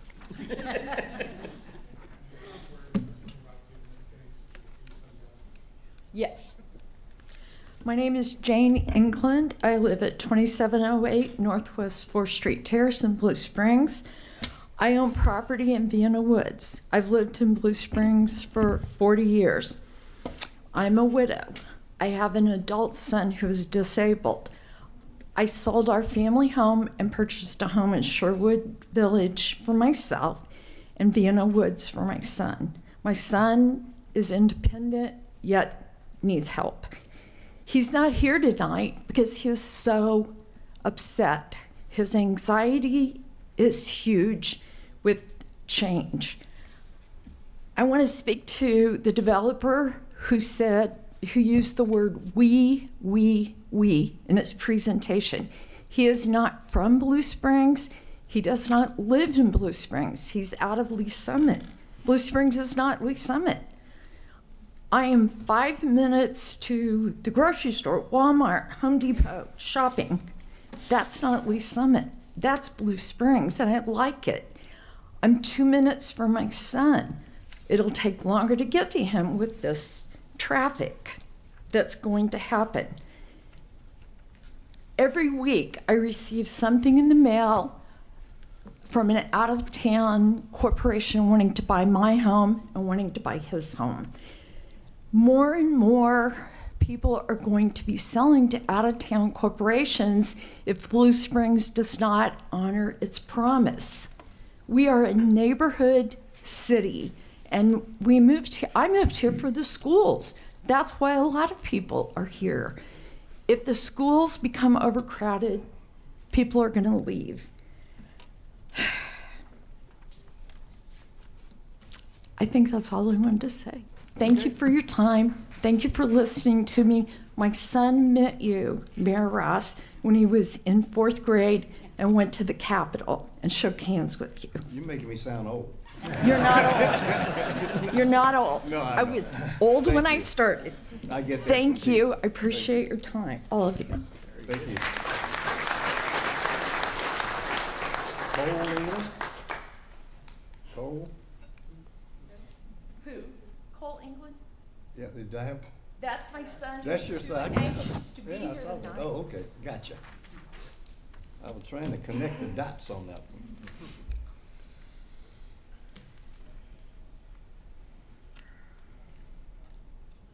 I guess this is Frank Harless? Yes, Charles.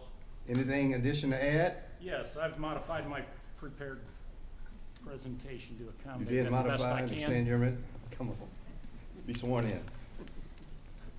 sound swear the testimony about to give in this case, you will be true self-God. I promise. My name is Frank Harles. I oppose this rezoning and development plan. I've resided here for over 20 years. In that time, there has been rapid and massive development at Adams Dairy Landing. My concerns, shared with hundreds of others, are not unprecedented. Traffic noise and light pollution and crime have already multiplied. High-density residential and commercial development a few hundred feet from my property will have predictable results. Hundreds of people residing adjacent to the land oppose development, none support it. The developer and other corporate interests will have great monetary gains at the expense of existing members of the community. It is unthinkable a government supposedly representing its citizens instead of outside corporate interest would allow this. Who are these so-called luxury apartments to be marketed to? According to the developer's sales pitch, in his own words, young people getting out of college who have expectations. This world must be a different place than when I was a recent college graduate. After college, I could not afford luxury.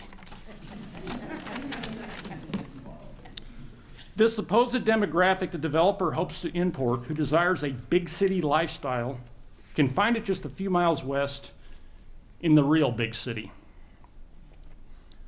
Especially concerning the potential construction of a hotel. Previously, in the developer's own words, it is not intended at this time, as if that makes it more palatable, at this time. Hotels north of 70 in Blue Springs do not have a stellar reputation. Why is growth pushed so aggressively? Growth is appropriate sometimes, but when maturity is reached, it is not. Excessive growth is known as obesity. Uncontrolled growth is known as cancer. And the relationship between the supporters of this development and the community is not symbiotic, it is parasitic. These three things result in an unhealthy community, potentially leading to its destruction. And that's all I have time to say. Thank you. All right.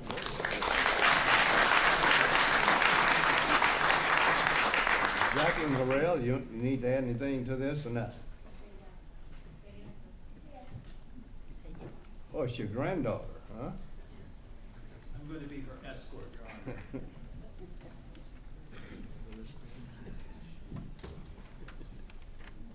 Be sworn in.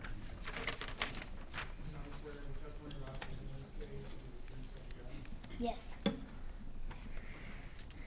Hello, my name is Jacqueline. I'm a 5th grade student at Lucy Franklin Elementary, and I'm here to speak in opposition to the rezoning request. I have two main concerns. My first is not having enough space. As students, we are already having to deal with overcrowding. We have trouble lining up and have to swerve in between desks. Also, it impacts us having limited one-on-one time with the teacher. Adding even more kids would increase the number of disruptions that we have in class and would also create a lot more safety concerns. We practice many different types of safety drills, and overcrowding would make this a lot more difficult. My second concern is around student teaching. Last year, we had 25 students in our class. Because of this, we spent a lot of time helping out and teaching other kids. The teachers are awesome and do the best that they can, but it gets really hard. When we need help from the teacher, we write our name on the board, and the teacher goes one by one until she has tried to help all of us. There is only so much time for lessons, and often we are asked to help out with the other kids that the teacher can't get to. I appreciate you all listening to my concerns and hope you take this into consideration with your decision. Thank you, Jack.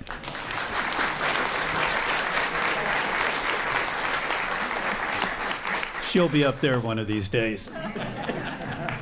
I would imagine she wrote your speech. She probably should have.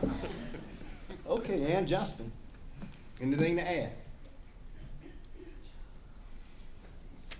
That haven't already been said. Well, I will yield my time then. I will just simply say that I do oppose this issue. I believe it is too much in too small of a space. It is not necessary Okay, nor needed. go ahead, since you're And making I do some swear that comments. that was Go the ahead. whole truth. I yield. Thank you.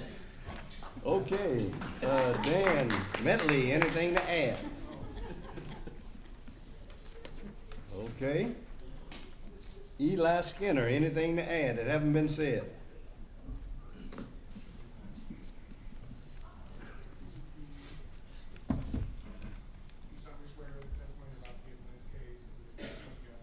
Yes, sir.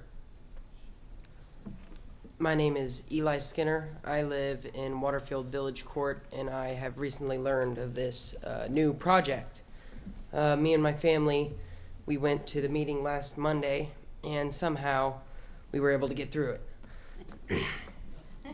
The developer has promised multiple things, and said that he has made revisions to this, but I've looked over the slides and it seems that nothing has changed.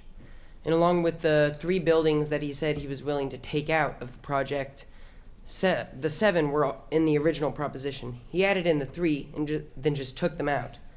I feel like this developer is trying to trick us. And and with the traffic report too. Every morning to go to school, we have to drive through that crap. And it's way too much. And I know that that is not true, because every morning there's backups there. And along with this summer, I'm wanting to get a job. And with that, I'm going to have to either walk or drive to my job. And in the future, with that, there's going to be multiple complications. It's just not safe.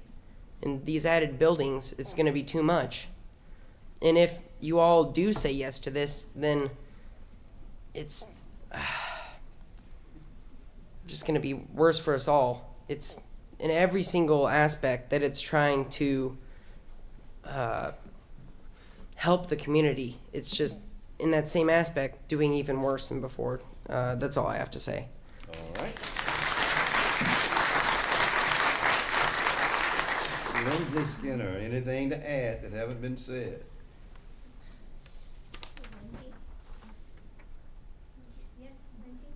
I was about to put you down.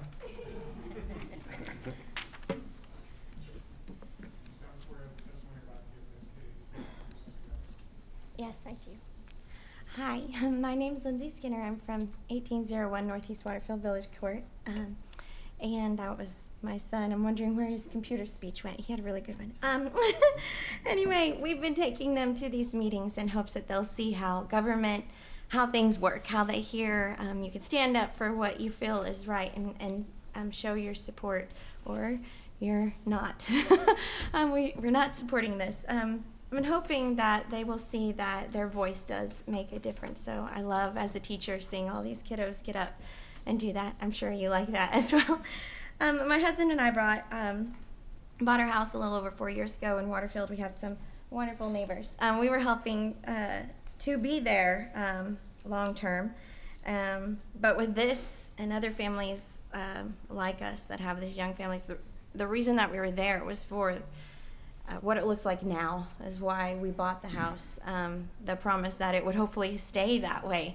And so a lot of us are fearing that, and if we can, we'll probably move somewhere else because these apartments over here and then apartments over here just wouldn't be good for us. There are more families with young children who feel the same. Sorry, I'm trying to skip over some things so I don't repeat.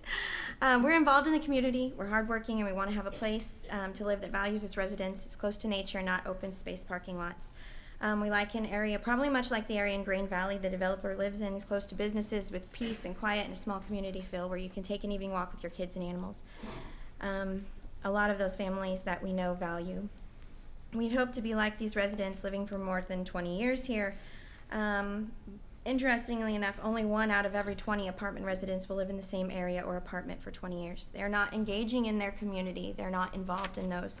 Apartments also stimulate like self-isolation, especially apartments with so many amenities. They don't have a reason to go out into the community and to be a part of things because it's all right there for them.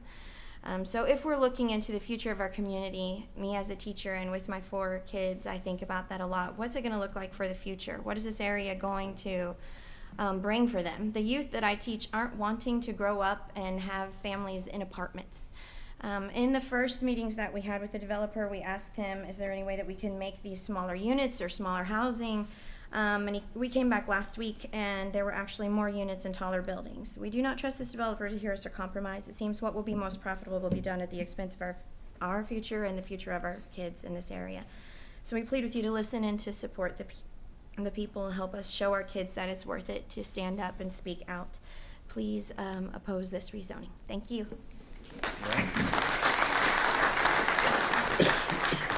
Michelle Smith Fry, anything to add to what's already been said? You can just come and say ditto if we did.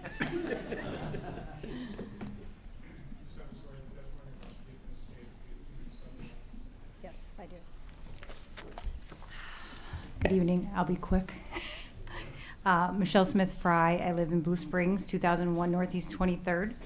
I'm also a broker, real estate agent for the past 25 years in this area. So I just wanted to briefly talk, not about what everyone else said, but as far as the population nowadays, it's baby boomers. Okay, they want to downsize. Okay, they don't have a place to downsize, so they stay in their homes. They outlive their homes. Their children get their homes, but they want a place that they can still have home ownership. So I feel that this is best used as, and I know the developer differs in, I don't know why, but is for the 55 plus or the baby boomers, the Gen X's who are the next largest generation below the baby boomers. This is a perfect spot for something like that. They still have home ownership. They still pay the taxes. They take care of their properties. And we do need some commercial. Okay, this is going to be developed whether anybody likes it or not. And how we're going to develop it is going to determine by you guys. And so we need to make the best use because there's not a lot of land in Blue Springs left. So we need to really make sure that we're considering what is the best use of this land. Because across the street from this is another part that's going to be coming up soon too. So we need to make sure that we're providing that for the residents who live there, home ownership. The property values do decrease, okay, when you do sell your homes and you're looking at parking lots and 4-story buildings. Do we need restaurants? Absolutely. We don't need any fast food restaurants. Okay, we need quality restaurants that can bring that into the community and provide jobs so that these people can walk to work, these young kids. That's what they need. They need jobs to keep them off the streets, you know, walking on the streets. So I feel like this is best served as a realtor, as a broker in this community, not apartment buildings. We have that huge apartment complex on Coronado. Who knows what's going to happen on that traffic-wise. But as far as this is, we love this area. You know, I walk this every single day around Lake Remembrance. That's the way we need to keep it. We don't need to pile people in for apartment complexes. We need to have single family, something of home ownership, because that's what that whole area is about. The best place for this is probably over by St. Luke's, the specialty clinic, where they were going to put the water park in the first place, because you're right across the street from multifamily. You got 40 highway, far enough residential over there too. So it's not really harming the residents. That's all I have. Thank you.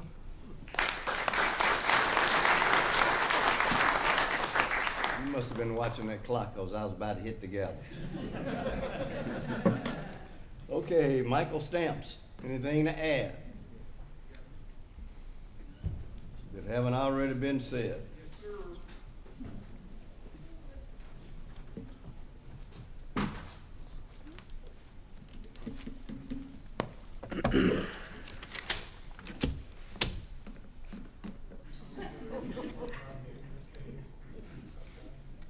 Yes. Michael Stamps, 1816 Northeast Waterfield Lane.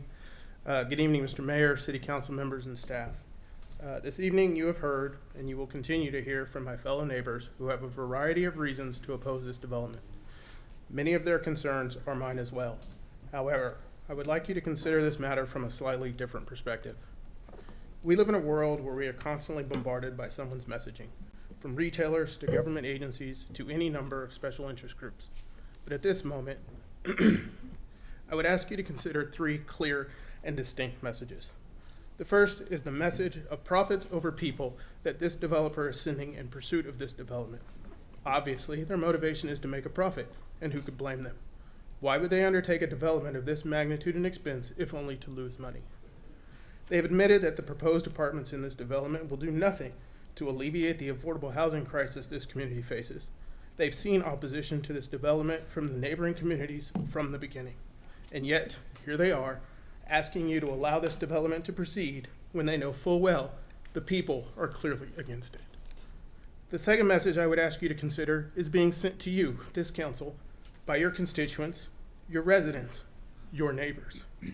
As you can see from those in attendance tonight, as well as last week's Planning Commission meeting, where we also made our voices heard, resulting in a unanimous no vote, I might add. Regarding this development, it is obvious the people are clearly against it. The third message I would like you to consider is far and away the most important, and that is, what message will this city council send by approving this development? As a resident of Blue Springs, I ask each and every one of you to join me in opposition to this development.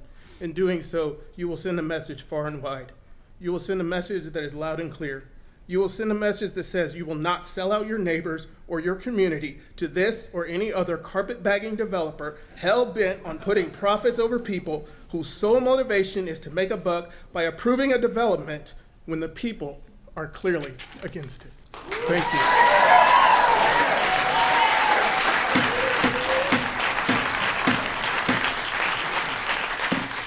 Now, I allowed you all to to applaud, but I didn't allow you to start getting away with it.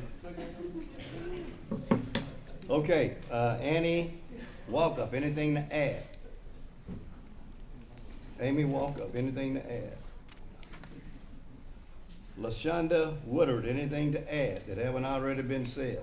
Yes, but I don't know if I can follow that. That'd be very difficult.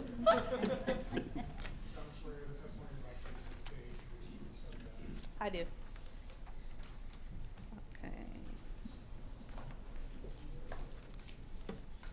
Okay, so, good evening, council. My name is LaShonda Woodard, and I reside at 1202 Northeast 10th Street, Blue Springs, Missouri, in the Vienna Woods subdivision.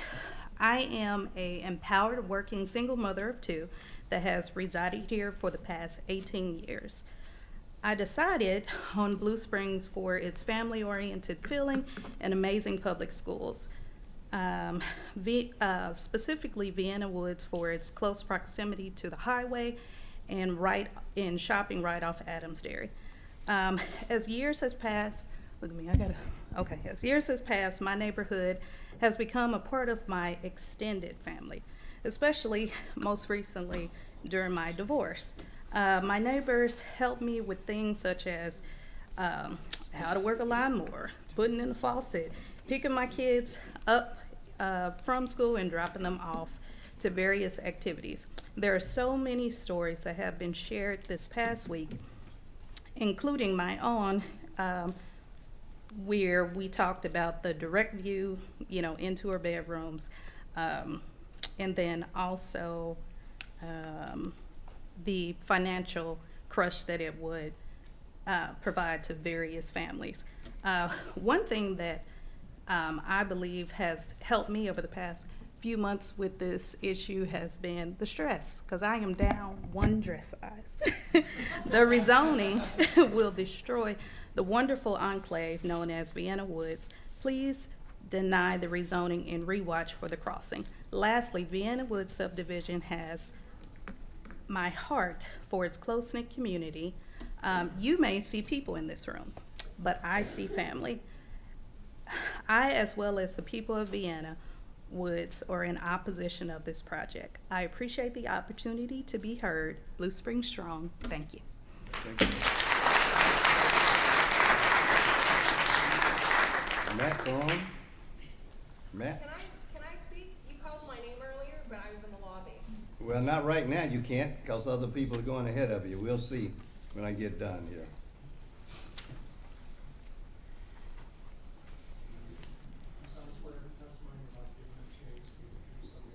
I absolutely do. Mr. Mayor, members of the council, it's good to see you all again. We've worked together before on some things. I've been a longtime resident of Blue Springs up until 6 months ago, at which point I made the unfortunate mistake of purchasing a property built by this developer in a development developed by this developer. And I'd like to talk to you tonight about my experience with that, because I think it's important that everybody in this community knows who's doing this. And if you move the clock, you're going to see that it says Ward Development. It might say Bridgewood Plaza 2 LLC underneath there, but it's Ward Development. I moved into a community just across the city limits in Grain Valley. I'm no longer a resident here. It's a community called Woodbury Estates. I thought I was moving into Woodbury Estates. Turns out there are actually 3 Woodbury Estates, but we didn't know that at the time because that wasn't disclosed to us. What we found out later is that there's actually 3 HOAs in Woodbury. And when the Phase 5 and Phase 6 HOAs were turned over to the homeowners just this fall, without the ability to do proper due diligence, we found that we were left insolvent to the tune of $300,000 against our pool.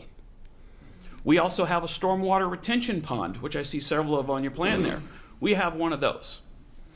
The developer's neighboring development, Eagle Ridge, is currently filling up our stormwater retention pond with mud for the 2nd time. No effort has been made to right these wrongs. This is who you're dealing with. This is who wants to develop in this community. This community that I still love. Even though I moved away 6 months ago, I lived here for almost 50 years. That's who wants to develop in this community. I stand with all of my former neighbors. I oppose this. I urge you to do the same.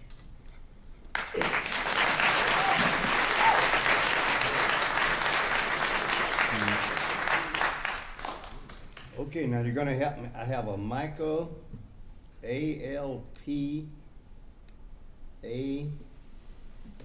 Did that start to identify somebody back there? Micah A. Apple. I'm not going to even try to pronounce the last name because I can't read it. You know who it is? Yes. Here he comes. Are they still here? He's coming. Yeah, there's like a 10-second delay. Have you been listening? Have you been listening to the testimony? I have. And you're not going to repeat anything that's already been said? I will not. Okay, good deal.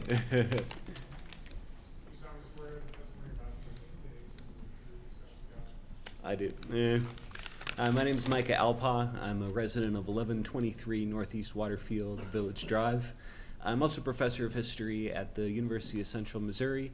Amongst my specialties is urban history. I was giving a brief, less than 3 minute long introductory lecture on urbanism in Blue Springs. One way you could definitely do it is by telling the story of two boulevards, essentially. Highway 7 and the Adams Dairy corridor. Granted, Highway 7 was developed in its moment, high modernist, mid-century, but did not pay a lot of attention to aesthetics, shall we say. Ugly. By contrast, if you take a look at Adams Dairy, significant attention has been paid to making it tree-lined, verdant, a pleasant place that upscale people might actually want to come and move to. Indeed, I might not be upscale, but I moved to this community about 3.5 years ago myself. So my plea to you all is don't ruin it. Don't clear cut what may be the prettiest vista, perhaps in all of Blue Springs. I drive up this road every day, walk my dog along it after doing the grand loop around the reservoir at least twice a week. The developer wants to tell you that we have to think only in terms of his possibilities. I would like to remind you all that everything is possible. It depends on us. It would be wonderful if, like further south on this road, we could keep at least the tree-lined frontage. And of course, Blue Springs has already spent probably millions on developing that bike trail, which would be substantially ruined by having several intersections created and cars coming across it. I think we can do better, and I certainly hope we do. Thank you all.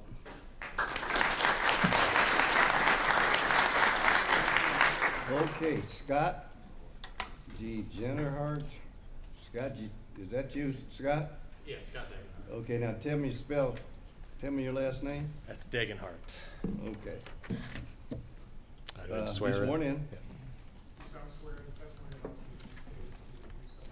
I do. So some of these subjects have been touched on, but these do directly impact me, and I do have additional details on some of the things that we've touched upon. I live on the south end there, very close, or actually based on the back side of that hotel, the red building at the bottom. And that's what subdivision? Vienna Woods, Vienna 10th Woods, Street, okay. literally right there. All right. So, and the south side is probably the best place to start in what I'm talking about. As you can see, it's very narrow at that end. And to give you an idea of the size, I mean, I can throw a baseball over that entire thing from my backyard over it. In this narrow space, the developer is attempting to fit a building with the shape and size of a hotel, as included in the original proposal, that he doesn't want to call a hotel until after the plans are approved. No setback has been established for this building in the submitted plan. Quoting from last week's planning meeting, a hotel is a possible land use, and he implied that this is still the intended use as long as it is legal to do so. Let me repeat, the submitted proposal includes an unknown building with unknown setbacks. This is reason enough to not go forward with the development because we can't know what's being approved in the most controversial section. Because this space south of Google Maps, it's called Innis Street, you can't see it on there, is so small, I don't think it's reasonable to include any significant structures there. This multi-story hotel would be in spitting distance from my family, presumably with windows overlooking the backyards where everyone's children play. If the residents of the proposed apartments could be here, they would be opposing it as well. Additionally, a walking trail is included in the plans along the west fence line. This is encouraging transients to use the alley created behind the main buildings to hang out, smoke, and whatever else right next to where kids are playing in their backyards. As to traffic, you can't see it on the map here, but what will end up happening is people will be going westbound on Duncan to avoid Adams Dairy Parkway, cut across on Adams Dairy Road, which is just north of where you see here, going through a residential area, and then they have to turn west on Jefferson Street or east. And either way, this is a very dangerous intersection already that's blind on both sides with the fire department there, if you know where I'm talking about. Lastly, the developer talked about how this project was a good fit. Obviously, this is not a good fit for existing residents. There's increased traffic, lowered property values, and increased child safety concerns. Why should those of us who can barely afford a home take a huge hit on our only investment? More profits for the developer is not a good answer. The development quite literally doesn't fit utilizing the city standard 50-foot setbacks, which are adhered to in nearby developments and similar lots. The project doesn't fit the aesthetic and vision of Blue Springs. This is a nice green corridor with a beautiful lake, which will become an eyesore as these modern-styled apartments cease to be trendy. Thank you.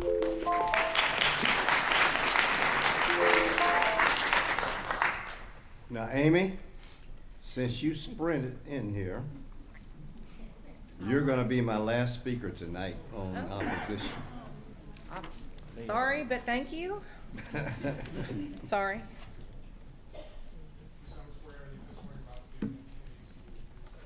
Absolutely. All right, hey y'all. I would say it's a pleasure to speak in front of you guys, but that's your job. Your job is to represent us and our voices of the community, right?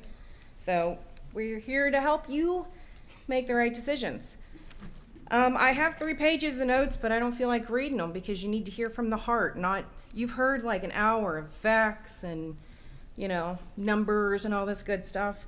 What you haven't heard is I bought this house, my husband, I'm sorry, I don't work. I'm a stay-at-home mom.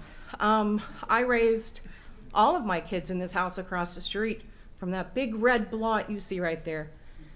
I could spit on it from my front door, okay? So for 14 years, I've got to open my front door and watch the seasons change, watch owls, hawks. I'm an animal lover, so all of it, anything that comes out of that forest, I'm gonna love it and feed it and probably get yelled at for it. But I did not move, my family didn't move to that house so we could watch a concrete jungle monstrosity and I'm not really sure how this vote is going to go tonight, but with 99% of the people in this building saying no, please, no, and hell no, I really don't know how your vote can go any other way. Because if it does, that just means you guys aren't doing your jobs. You are the voice for us, and we are saying no, so please hear us. And I'm just going to stop it there.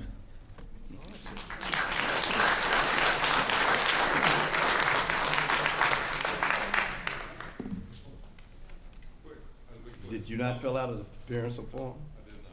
I'm gonna allow this and that's it, okay?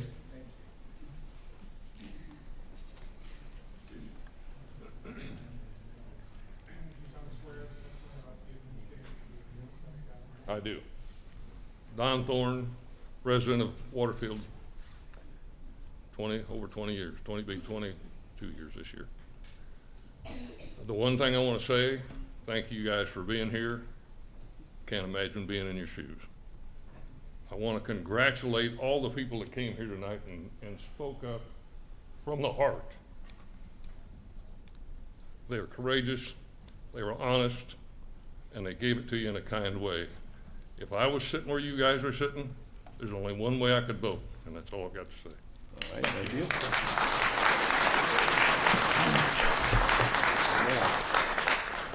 Since Jane England brought it up, with Cole visiting me in the 4th grade when I was in the House of Representatives, here's a question for you and Cole.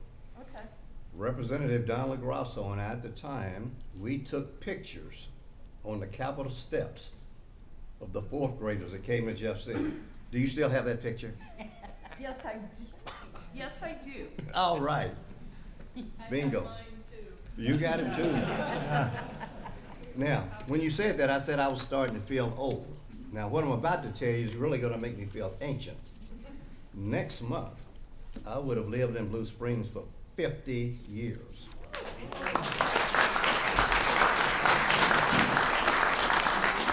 Now, I know some of you are saying, you barely look over 50. You must have come as a baby. No. Okay, I'm going to, the representatives of the developer, you've heard the people. You've heard the council ask questions. Do you have any closing comments before, and it's brief? Yes. Let me emphasize brief. 3 minutes. 3 minutes. Before I close this public hearing. Thank you. I will be brief. First of all, I do want to thank you, for your work, for, all of your work. As we've gone through this process, everybody's had, a lot to do with it. I want to thank staff. I mean, I was reviewing notes and, their comprehensive plan analysis, the criteria that they evaluated this plan under, I really do want to thank you. And I do want to thank the people that are here, because it is an important part of the process. All right. And then earlier, we were talking about, I asked, what can we do to make this project better?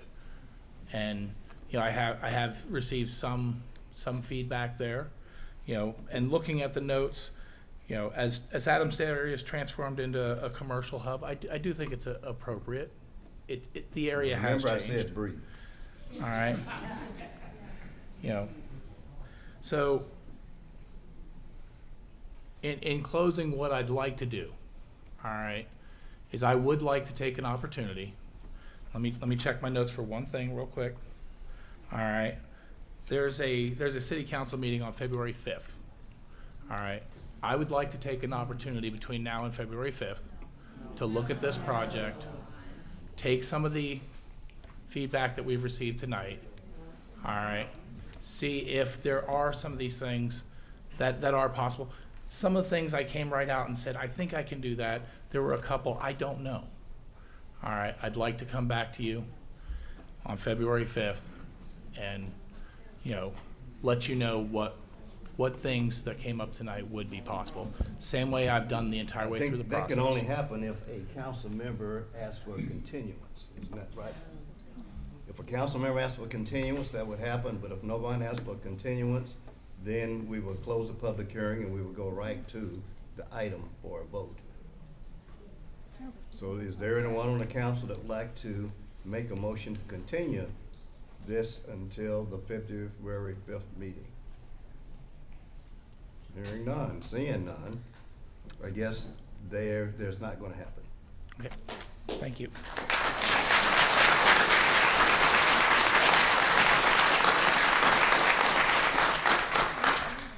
And before I close this public hearing, there was one common theme that I heard tonight that resonated. The comprehensive plan. We are changing the comprehensive plan. I heard that repeatedly. If we rezone it, because that's what the comprehensive plan called for, the present zoning. Am I not correct, City Attorney? Or Mike?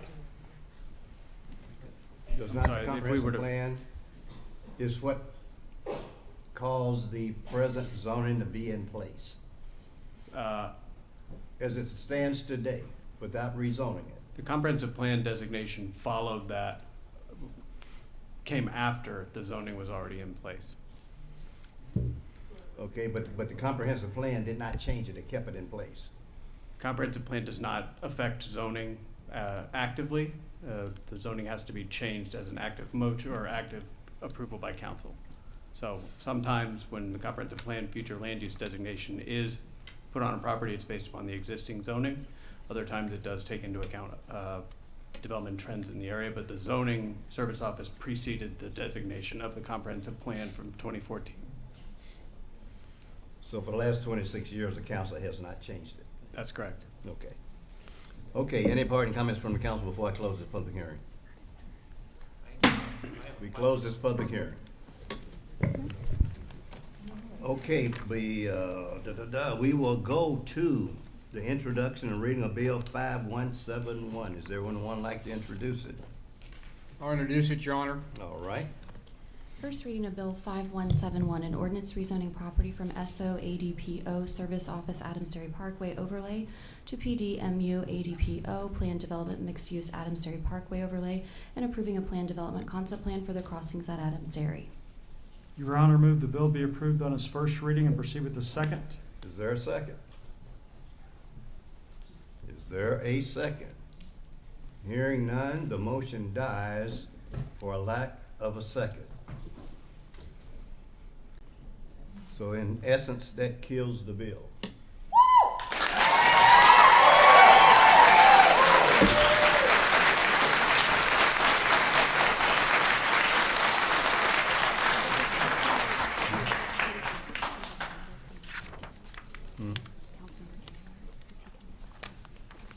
Oh, yeah. Councilman Kaler, if you're not asleep out there somewhere, you can come back in.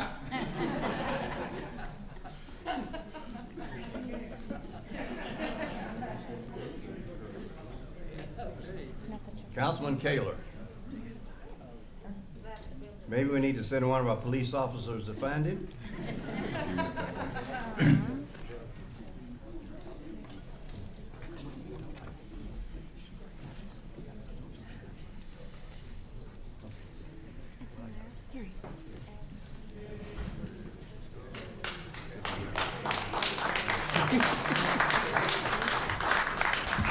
We welcome you back, council member. Thank you, sir. Okay, I have a couple more speaker appearance forms. We have Jennifer Irie. Jennifer still here? She didn't sit through this whole thing? Oh, I'll skip item 12 here. That's one that's important. And our city attorney pointed that out, didn't he? Because this is to approve a contract. Our city attorney is going to be leaving us on Friday for another opportunity, and we want to thank her for her service during this time period. We certainly wish her well in the opportunity that will present itself, and so we're going to be approving, if the council approve a contract with William Campo to provide legal services while we search for another city attorney. Okay, is there an introduction to reading of bill number 5172? So moved. First reading of Bill 5172, an ordinance approving a contract for legal services with Williams and Campo PC. Your Honor, move the bill be approved on its first reading and proceed with the second. Is there a second? Second. Any discussion? All in favor, aye? Aye. Opposed, same sign. Second reading of Bill 5157, an ordinance approving a contract for legal services with Williams and Campo PC. Your Honor, move to approve the second reading and to provide the proper ordinance number. Is there a second? Second. Discussion? Roll call? Councilmember Fowler. Aye. Erickson. Aye. Edmondson. Aye. Kaler. Aye. Levesey. Aye. Mayor Ross. Aye. Carried unanimously and given ordinance number 5292. Thank you. Jennifer? Irie? Jennifer? Irie, yes. Yes. Do you have my information I sent you? Go ahead. There's no swearing in for this. You're in the visitor section, and you got your Right. 3 minutes. Perfect, thanks. Is it I sent something in to be put up on the screen. I also have printouts of it if you need it, but has my time started? They were, okay. Hello, my name is Jennifer Irie. I'm a District 2 resident of Blue Springs since 2017, and I'm also part of the committee that started the initiative petition to allow backyard hens in Blue Springs. I know that you're all aware that we received a certificate of sufficiency notifying us we were 1,086 signatures short of the required amount per the Jackson County Election Board. You may not know that we turned in 3,326 signatures. Of those, 1,792 were able to be verified, which means over 1,500 or 46% of our signatures were not verified. Sorry, I'm not ashamed to admit we were absolutely devastated when we heard this. After the initial shock, we reached out to the election board to see if they could give us any insight as to what could have gone wrong, and we received the response you see on the screen, except for you don't see it. I want to specifically call your attention to the highlighted portions. It says, in discussion, so this is from Tammy Brown, the director of the Jackson County Election Board. In discussions with our registration department, many of the signatures were illegible. Most petitions have a print name column, which helps deciphering who the registered voter is, so we can compare the signatures with those in our system. If we can't read the signature or address, there is no way for us to find the voter. Further down, if further pages are circulated, I would encourage the group to add a print name column to the petition and inform your circulators to inform all signers to print legibly. We were provided the petition form that we circulated by the city, as required by the city.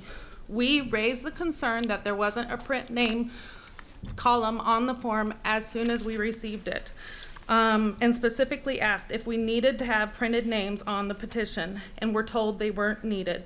We are now advised by the director of the Jackson County Election Board to collect printed names to allow for more signatures to be verified. Our committee was handicapped by this form from the beginning, and to put it bluntly, this is unjust and unfair. To tell you more about me, I have served as a commissioner on the land bank for the past 3 years. I'm in my 3rd year as PTA president of my elementary school. I serve as on the board of the district PTA council and am the club leader for our local 4-H club, Classy Clovers. I have over 60 youth members in our club, and we do a lot of community service work in Blue Springs. I don't share any of that to try to make me sound important and make you take me more seriously, but to demonstrate that we all have a voice and play an important role in our community. Everyone does.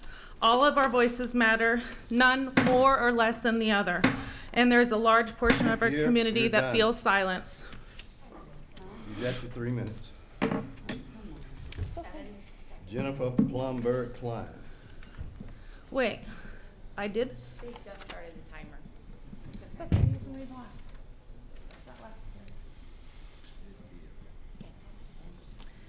Hi, I'm going to finish where Jennifer left off then.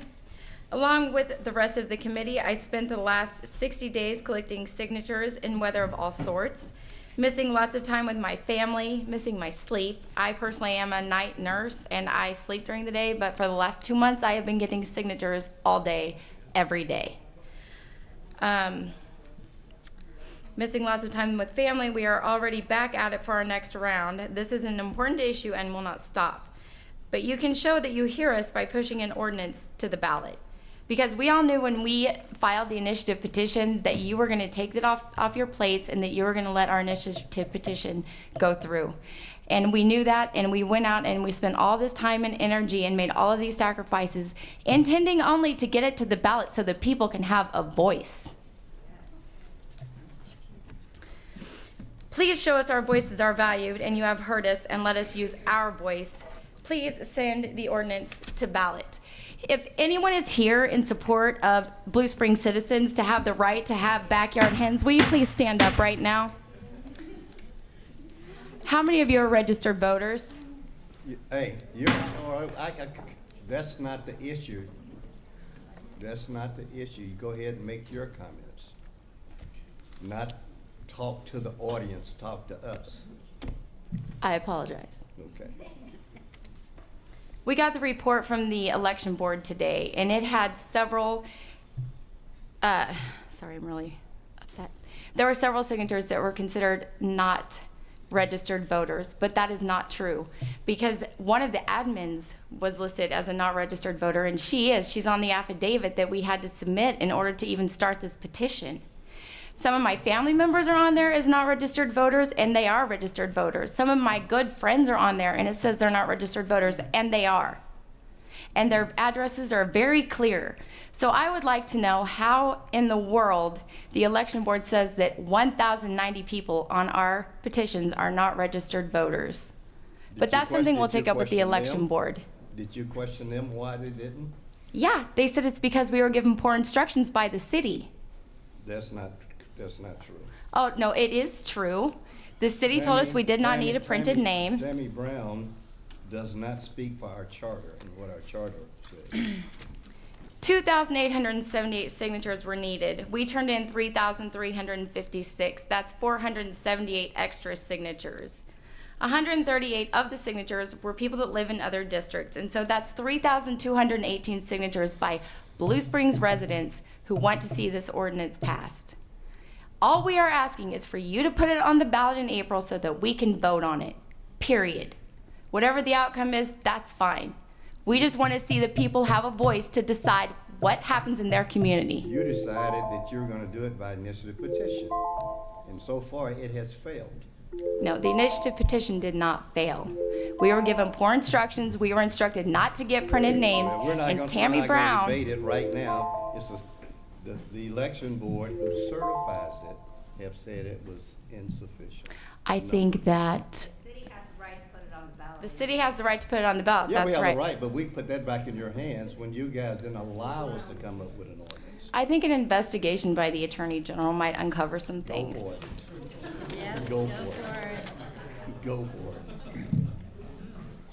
Okay, that's all we have for that.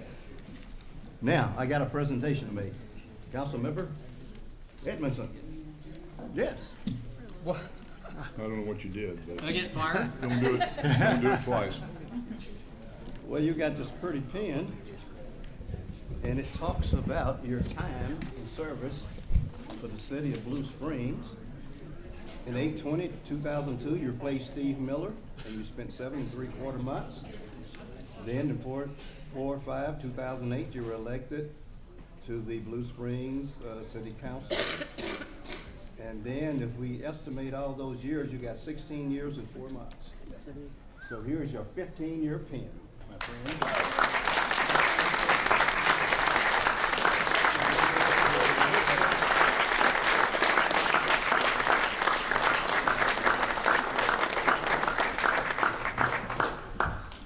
Okay, we're going to go to South Stupunda. Tonight's come from Maya Angelou. I can be changed by what happens to me, but I refuse to be reduced by it. End quote. Could you Is that the repeat motion that? to? Could you Pardon? repeat that, please? Okay. It says, I can be changed by what happens to me, but I refuse to be reduced by it. It's come from Maya Angelou. End quote. Nothing else to come before the council. Councilmember Kaler, you have something you need to add for the good of the order? So moved. But he has made a motion to adjourn. Is there a second? Second. All in favor, aye. Aye. Opposed, same sign. Motion carries.